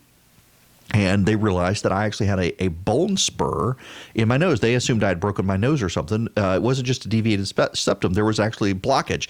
And so 6 months into our marriage, they had to reconstruct my nasal passageways. This is way more than you ever want to know. And the problem went away for a while, but it ultimately came back. And then in 2016, I had a lot of blood clots in my lungs. And it has caused some permanent pulmonary damage to the artery that goes into my lungs. And so they put me on a CPAP machine now. It's called an APAP machine. It's an adjustable pressure machine. And so the pressure fluctuates depending on how I'm sleeping. But essentially, as you inhale, it pours more air down your throat to keep you from snoring. And I actually can't sleep without it. And in fact, they're worried I've got to have a battery backup for it if the power goes out of the house. That's how critical it is to me being able to sleep with this thing. It's medically necessary for me to be able to sleep. And it has nothing to do with weight in my case. I could stand to lose weight. And man, it's killing me not to. I didn't realize how much I enjoyed going to this gym I've been going to until I can't go anymore. And my goodness, it's killing me. But I can't. And it doesn't matter with me with weight, though. With a lot of people, if you lose weight, your sleep apnea goes away. With me, I've had it since my entire family has it. It is genetic. And then on top of that, having the lung problem, it's a problem. And so the CPAP machine, you put a mask on and it forces air down your throat, but it works differently from a ventilator. The ventilator actually does a complete seal, and you've got a tube down your throat, and it's working for your lungs. It's essentially offsetting your lungs in a way a CPAP machine it doesn't. So they're different instruments. I had thought about that myself. The only reason I can talk about this is because I actually pinged a friend of mine to say, why as a fallback, if we run out of these things, and he had to explain to me, no, they actually work in different ways. I wouldn't have known. And that's why I can give you this answer that it wouldn't work. Now, we're going to pause on that. If you want to call in, 877-97-ERIC, 877-973-7425. Can we not talk about the virus per se for just a few minutes? Let's talk about what to watch on TV while we're all stuck at home, unable to associate with other people, and what's coming out and what some of these entertainment companies probably should be doing. Well connected and well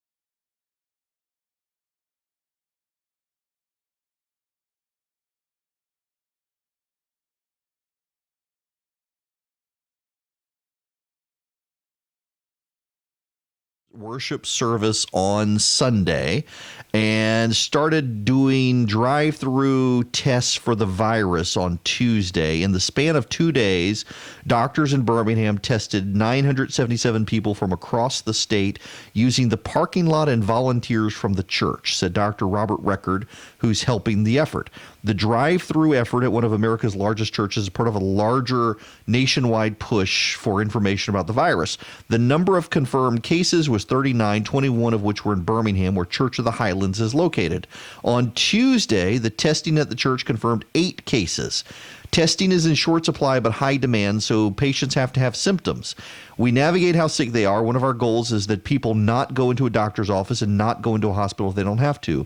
During the testing, a doctor speaks with patients through a cell phone and evaluates them through a car window. On Tuesday, 2 people seemed in respiratory distress and went to the hospital. One put on a respirator. Patients don't roll down the window until the very last 30 seconds, where someone in protective gear swabs them. Those with health care are billed through their insurer. Others do not have to pay for the test. You show up, you'll be treated like the most affluent person in the world. In the next few weeks, we'll try to find a way to make it pay, or find a way to pay for it. Church of the Highlands, which averages $50,000 for weekend services, is a prominent congregation in Alabama. Its pastor, Chris Hodges, has been in touch with the governor of the state. The church was able to pull off the testing because it started a health clinic in 2009 that sees more than 18,000 patients a year. That's phenomenal. That is phenomenal. So many churches just, they open their door on Sunday and they do nothing else. And I listen, I've had arguments with friends of mine who are pastors at churches who say that the homeless man on the bench is not their problem. Their congregation is the problem, and I beg to differ. And this is a good thing, showing Christian work in the community. Now, and I'll put that out on Twitter for you. Let me get to the phones here. TV recommendations. I'm taking your calls on this. 877-97-ERIC, 877-973-7425. Jerry and Kathleen, Georgia, welcome. Hi. How are you? I'd like to. I'm hunkering down. I'm 63, and I have a tendency towards respiratory issues, so I'm trying to be real careful. You bunker down, then. Yeah, definitely. So what's your TV recommendation? It's Doc Martin, which was I don't know if it was BBC or was it an English show that was on public broadcasting. But it's on the Roku channel, so it's free. It's 9 seasons, 77 episodes, 45 minutes each. So if you at all like English humor, and maybe if you don't know if you do, give it a try. Maybe you'll like it. Okay, I may have to. I will track it down. Doc Martin on the Roku device. So, that reminds me, Jerry, thanks very much for the phone call. Let me give you guys a quick primer on this if you don't know. Apple probably has one of the biggest streaming libraries through its iTunes service, and you can buy or rent movies through Apple. But to watch them on your TV, there are some brand new TVs that have an Apple TV software package where you can get iTunes on the software through the software on your TV. But otherwise, what happens is you've got to buy an Apple TV, and they're like $99. They're more expensive than the others. But what you get with an Apple TV is you get access to all of Apple's TV. Apple has started making TV shows, so you get it's kind of hard to talk about them because it's Apple TV Plus is the Apple TV network, and then the Apple TV is the hardware that you plug into your TV. But if you get the Apple TV box, you get Apple stuff, and you can get Amazon stuff and Netflix stuff, HBO. You can get everybody's stuff. Everybody. With Google, you can get a Google Chromecast, which plugs into your TV, and it's tiny, and I think it's like $25. And essentially, you can get everything except Apple stuff. And with Amazon, you can get the little Amazon Firecast, and you can get all of Amazon stuff. You can get Amazon Prime. I think you can get Netflix and other stuff on there as well. You can't get Apple stuff. And then there's the Roku device, which has been around for a while and is pretty expansive with what it has. And again, a lot of these you can get everything except Apple stuff. To get all of the iTunes stuff that you have and things like that, you got to get Apple's Apple TV, which I do recommend because its layout, its function, it's actually better than the other others. You can play games on it. You can watch TV on it. You can, if you've got a Mac laptop, you can stream to it. It's far more robust. It's more expensive than the others. That's what I have on all of our TVs. It's more robust than either the Fire Stick or the Google Chromecast or the Roku device. But if you're not in the Apple universe, don't worry about it. You can get one of these. So you can get Netflix and you can get Hulu and you can get Amazon Prime, and now Paramount has something. HBO has HBO Now. You can get all these things. And Fox News, by the way, is now streaming live and for free. So you can go on the internet right now. You can go on your streaming service if you have a Roku or an Apple device or an Amazon Fire Stick or what have you, and you can get Fox News for free. And Fox's streaming channels, they're basically all of their sports networks as well. Not that there's any sports to watch right now, but you can get them all for free now. And by the way, the rest of the media is beside themselves that Fox News is giving away its content for free. Really, I've read multiple articles from multiple news outlets that it is amazing. Essentially, the nutshell is it's Republicans are outraged about communist propaganda from China, and yet they're cheering on Fox News. What a bizarre, perverse world to be upset about Fox News giving its content away for free in the United States. You would think they would like the fact that a major corporation is doing something like that for free, but oh God, no, it's Fox, and we can't have Fox out there in the wild. Good Lord.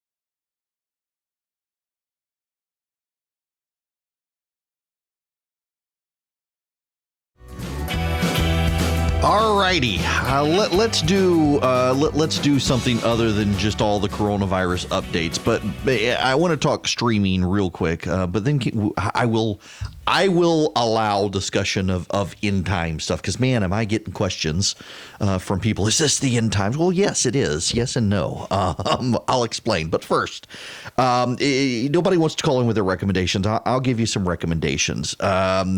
If you've got Disney Plus.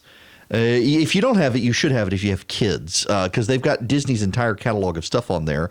And I really do wonder if this goes on, are they just going to release Mulan there? Because I really want to see Mulan. I'm very disappointed that we're not able to go see it right now. They put everything on hold. And same thing with all the Avengers movies that are coming out.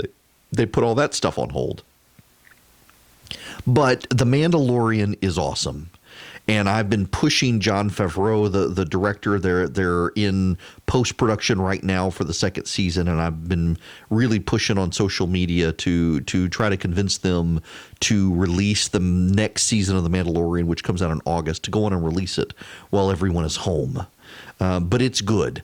If you haven't seen The Crown on Netflix, I highly recommend it. I do like it. And I've had a bunch of people tell me that Narcos I need to watch it. I've had multiple friends tell me that I would like Narcos, that it is kind of violent, but that I would like it. If I can handle Game of Thrones, I can handle it.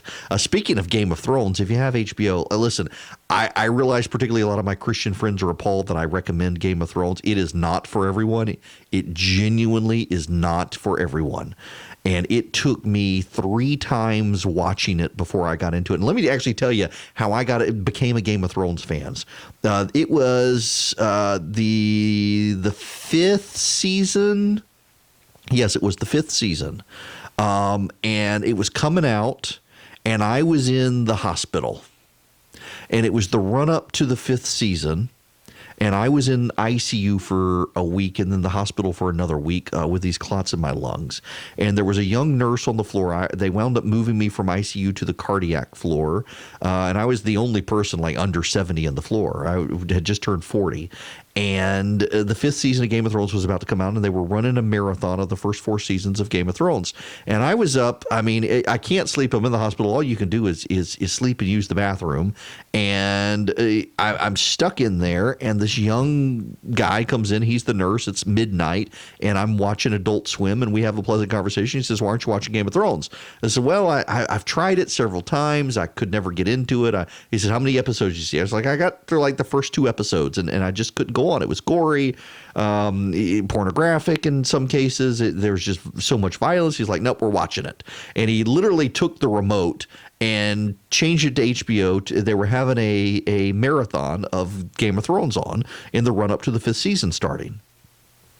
And then actually, I guess it was the 6th season starting. And I was hooked. I guess it was into the 2nd season by the time I got on there, and I binged watched. I stayed up constantly watching this, all the reruns of Game of Thrones. He would come in, do his rounds, come back, catch up, explain characters to me, bring me up to speed. He was a huge fan of it. And then I left and had to go home and start from episode 1, season 1, and started watching Game of Thrones. And I had to fast forward through parts of it because there are some just gory parts. There are some very violent and vulgar and quasi-pornographic parts in the first couple of seasons. They get better as time goes on. But my goodness, it was such a well-done show. Even the last season was not good. The writers, the 2 guys, Benioff and Weiss, they got burned by HBO. They were going to do a series for HBO, an alt history of the Civil War where the South won. And it was essentially to highlight the problems of slavery and stuff. But then the woke crowd got all upset that they were going to do this, and HBO got scared and bailed on them. And so they got mad and decided to shortchange the last seasons of of Game of Thrones. They wanted to be done with HBO, so they shortened them up. They rushed it, and it just wasn't good. And I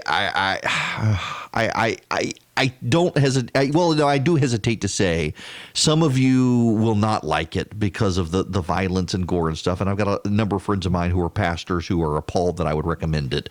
So keep that in mind. But it was so well done. It was just one of the best scripted television series I have ever seen. And so I do like it. And if you don't watch it with kid, do not watch it with anyone under the age of 18, please. But it's good. I'm going to go check out Narcos. The Crown is good. I actually like, so there's this guy, Netflix is actually doing some shows with him, and they've got his old BBC shows, and they're gardening shows, and I find them fascinating. It is a guy called Monty Don. Some of you may have heard of him. He is a largely self-taught gardener in Great Britain. And he has gone through and he does the history of gardens in Italy and in France. And they're actually really, really impressive. I really actually like them a lot. They're really actually good. Monty Don's Italian gardens and Monty Don's French gardens. And with the French ones, he does the artistic gardens, the food gardens, the gardens of power, and then there's one other one that he does. And then the Italian ones, he does the northern gardens, the central gardens, the southern gardens, and the island gardens in Italy. And I found them fascinating. The history of the Catholic Church is told through garden, things like that. I was fascinated with them, and I've recommended it to several friends who actually thought this is going to suck, and they wound up watching it and liking it. I don't really watch a bunch of the Hulu shows. I have no reason to watch. What is that insufferable book I had to read twice in college? Oh, the women, they wear the red robes. It is a horrible, horrible book that no one with any taste likes. The Handmaid's Tale. Yes, The Handmaid's Tale. It is a trash book by a bunch of people who hate men. It is a dystopian fantasy for people who are stupid because they actually walk around in those stupid garments now based on the HBO's, on the Hulu series. Half of them probably never read the book. The other half read the book and never shaved their legs since. It just absolutely insufferable people like this book. Honest to goodness. I had to read it twice in college. I had this feminist professor at Mercer who would breastfeed her 4-year-old in class, and I wish I was making that up. It was the most bizarre thing. I mean, honest to goodness. And I had to take her twice. And both times we had to read The Handmaid's Tale. And it was just, the most insufferable book. And they all took it so seriously. It's like, this is stupid. This is stupid. And now you've got all these idiots who come out of the woodwork and say, we live in dystopian times like The Handmaid's Tale. No, you don't, because you couldn't be walking around in those stupid get-ups if we were living in the dystopian period you claim we are, you idiots. And yet here they go all serious about we live in times like that. And I forget what they call the name of the place, but it's so stupid. The whole premise of the book is stupid. And I just out of principle, I won't subscribe to Hulu because if you're that stupid to put a series like that on, I got no use for you. I do like the Daredevil series on Netflix, and I'm upset that they canceled it because of Disney Plus. And Disney came out very strongly and said that was all Netflix's choice. They were perfectly happy for Netflix to continue on with Daredevil, and they canceled it. So I'm hoping Disney will pick it up. Daredevil is great. The others, the first season of Luke Cage is good. The others, not so good. But the first season of Daredevil, man, it is good. And that last episode with the monologue from Kingpin is incredible. So I highly recommend it. Although, again, not with kids.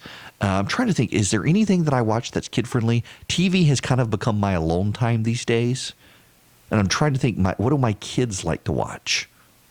My son just likes to play Minecraft and Fortnite. So he's good with that.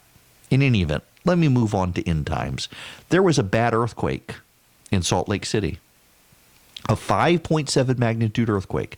Flights had to be grounded at Salt Lake Airport so that they could investigate the runway for cracks. One of the trumpeted angels at the Mormon Tabernacle, the trumpet fell out, and the spire apparently is cracked from the earthquake. It was a big earthquake. And there are all sorts of people who are thinking, is this the end times? You know, it is. Christ ascended into heaven, and ever since we've been waiting for his return. Now, for those of you who know the lingo, I used to consider myself a premillennial, but the longer time has gone on, I'm very much amillennial. I don't care. I'm not a postmillennial. Those are some odd people typically. But are we in the end times? Well, of course we are to a degree, but you know, you're not going to be able to figure out the precise day that Jesus is coming back. So I'm not sure why you worry about it. There's going to be wars and rumors of wars. There's going to be all sorts of reports of natural disaster. You're going to have birth pangs. I mean, seriously, we're seeing random earthquakes all over the place where people have never seen earthquakes before. We're seeing an increased awareness of earthquakes because we have mass media in a way we didn't. You know, Scripture says that every knee will bow, everyone will be on their knees and bow when Jesus comes. And how is that possible? The world is round. If he comes back and arrives in Jerusalem, how are we all going to see it? Well, he just like, biblical scholars say there's no way Jesus could have been born before the Roman Empire, because it took the Roman Empire building a Western European and Northern African series of roads and trading routes into Asia to be able to spread the gospel. So you had to have all that fall into place for Jesus to be born, to be able to get his message out and begin to spread it globally, and then have the Roman Empire Christianize and further spread it around the world. And I do believe that if every knee will bow and every head will bow when Jesus comes back and everyone will proclaim him Lord, he could not have come back until an age of 24/7 media where we can all see it on TV whenever it happens. So you got that in place, but there's a bunch of other stuff that has to be put in place for it to happen. In particular, if you go to the Museum of the Bible, they got a wall. In fact, I got a seminary professor at Reformed Theological who points out that he can say with certainty that Jesus is not returning in the next 6 months. And, there are a lot of Christians there. How can you say the Bible says we can't know? And he says there are things that still must be done for him to return. And one of the things that must be done is that the message of the gospel has to be spread to all corners and all tribes and all languages. And you can go to the Museum of the Bible in Washington, D.C., and they have up there a list of all the languages where they're still trying to translate the Bible. And until the Bible is translated into those languages and spread to those people, there's no way for Jesus to come back because the Bible says so. And so there's no way in the next 6 months that all those translations are going to get taken care of. And as a result of that, for all the people saying, oh, Jesus could come back tomorrow. No, he actually cannot come back biblically tomorrow because the gospel has not yet spread to every corner of the earth as the Bible says it will before the second coming. But there are signs that wall continues to reduce. It's actually reduced in the last couple of years pretty dramatically. And there are people who are dying off and those languages are going away. And so the Bible will ultimately be translated into those. But yeah, are we in the end times? Yes, we are. Is the world coming to an end tomorrow? No. Is it coming to an end next year? Probably not. But it will at some point, and he'll come back. I believe that. I mean, I'm a Christian. I believe these things. Some of you will listen to it and think it's all wacky, hooey nonsense, and you will be wrong one day, but until then, you can smugly say otherwise. But along the way, there's the question of why do these sorts of things happen? The global pandemic affecting all corners of the earth. If God is good, and this is where some people fall back. If God is good, this sort of stuff can't happen. Well, yes, it can. We're all sinners. We live in a fallen world. There are people who get really upset about this stuff. And there are people who are raised by atheists who believe that God is not real because their parents told them and they trust their parents.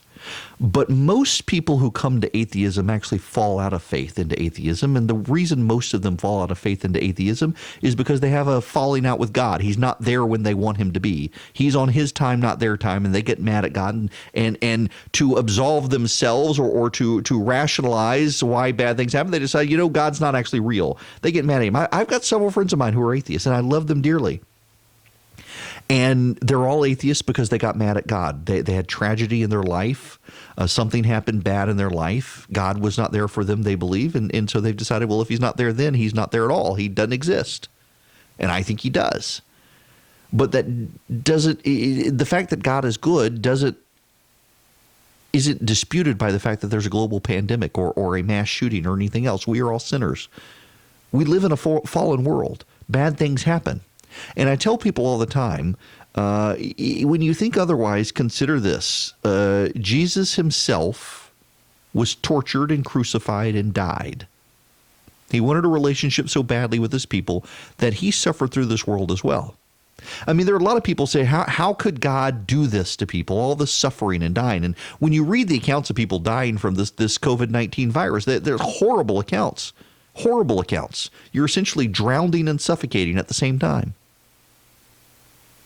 And people will say, well, why would God allow that to happen?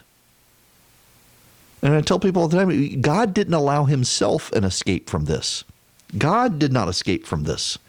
God, the second person of the Trinity, was born, a human birth, lived as a human, grew up, was savagely beaten, tortured, A crown of thorns placed on his head, shoved onto his head hard enough to scrape his scalp and force him to bleed, blood pouring out of his head. Nailed then, laid down on a cross with hammer and nails through his arms and feet to keep him on this cross that they had forced him to carry. The cross hoisted up, and he there forced to suffocate. That's how you died. Very much like the people who have this virus die. He essentially suffocated. His lungs filling with fluid. He couldn't lift himself up to catch his breath. When he did, he felt the pain of the nail through his feet and ultimately succumbed and died, and then conquered death. God gave himself no out from the misery of this world. And it's mighty arrogant, frankly, of us to think that we should have an out from the world. If we love him, he loved us so much, he gave himself no out. And that's the reality as I see the world. We get no escape, Christians or otherwise. No one gets an escape from this world. The world is full of sin. We live in a fallen world. Sin creeped out of the garden with everything else, and it pollutes everything. When Adam and Eve fled, and ultimately you get to Noah, one of the fascinating things with Noah is that the world is undone in exactly the reverse order of which it was done. When you follow the account of creation in Genesis 1, all the heavens and the earth are divided, the waters of the heavens are divided, the waters of the earth are put below and in the oceans, and all the springs of the earth, and then with Noah it all comes bursting forth and all commingles back together. Exactly reverse of how it happened. And God notes that even the ground itself was polluted by sin, but when he washes everything away, he doesn't take sin out of the world, but he's not going to destroy the whole world by flood anymore. But sin's still there, and sin is the nature of a fallen world, and we live in a fallen world. And if you understand we live in a fallen world, you understand there's no escape from a fallen world. There's no escape from the virus. There's no escape from death. But when you say, well, that's not fair, well, God himself came down and hung on a cross and died. So you may say it's not fair, and man, I can't believe God would let that happen. But he went through it too. So don't think he doesn't understand. Honest news and conservative views.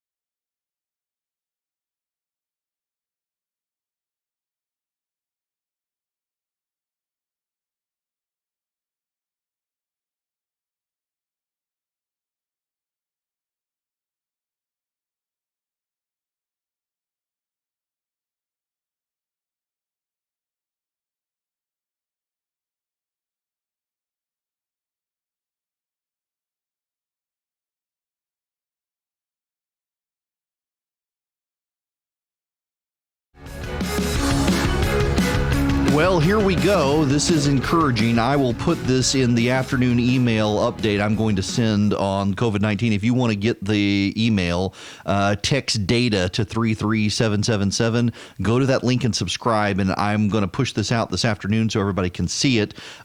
This is from techstartups.com. Earlier today, we published a story about a new study published by the National Institutes of Health that shows that hydroxychloroquine has been found to be more effective and potent than chloroquine in vitro treatments of coronavirus. While the media is focused on the vaccine race and leaves the discussion of therapeutics almost completely neglected, a recent well-controlled clinical study conducted by Didier Raoult of France shows 100% of patients that received a combination of hydroxychloroquine and erythromycin tested negative and were virologically cured within 6 days of treatment.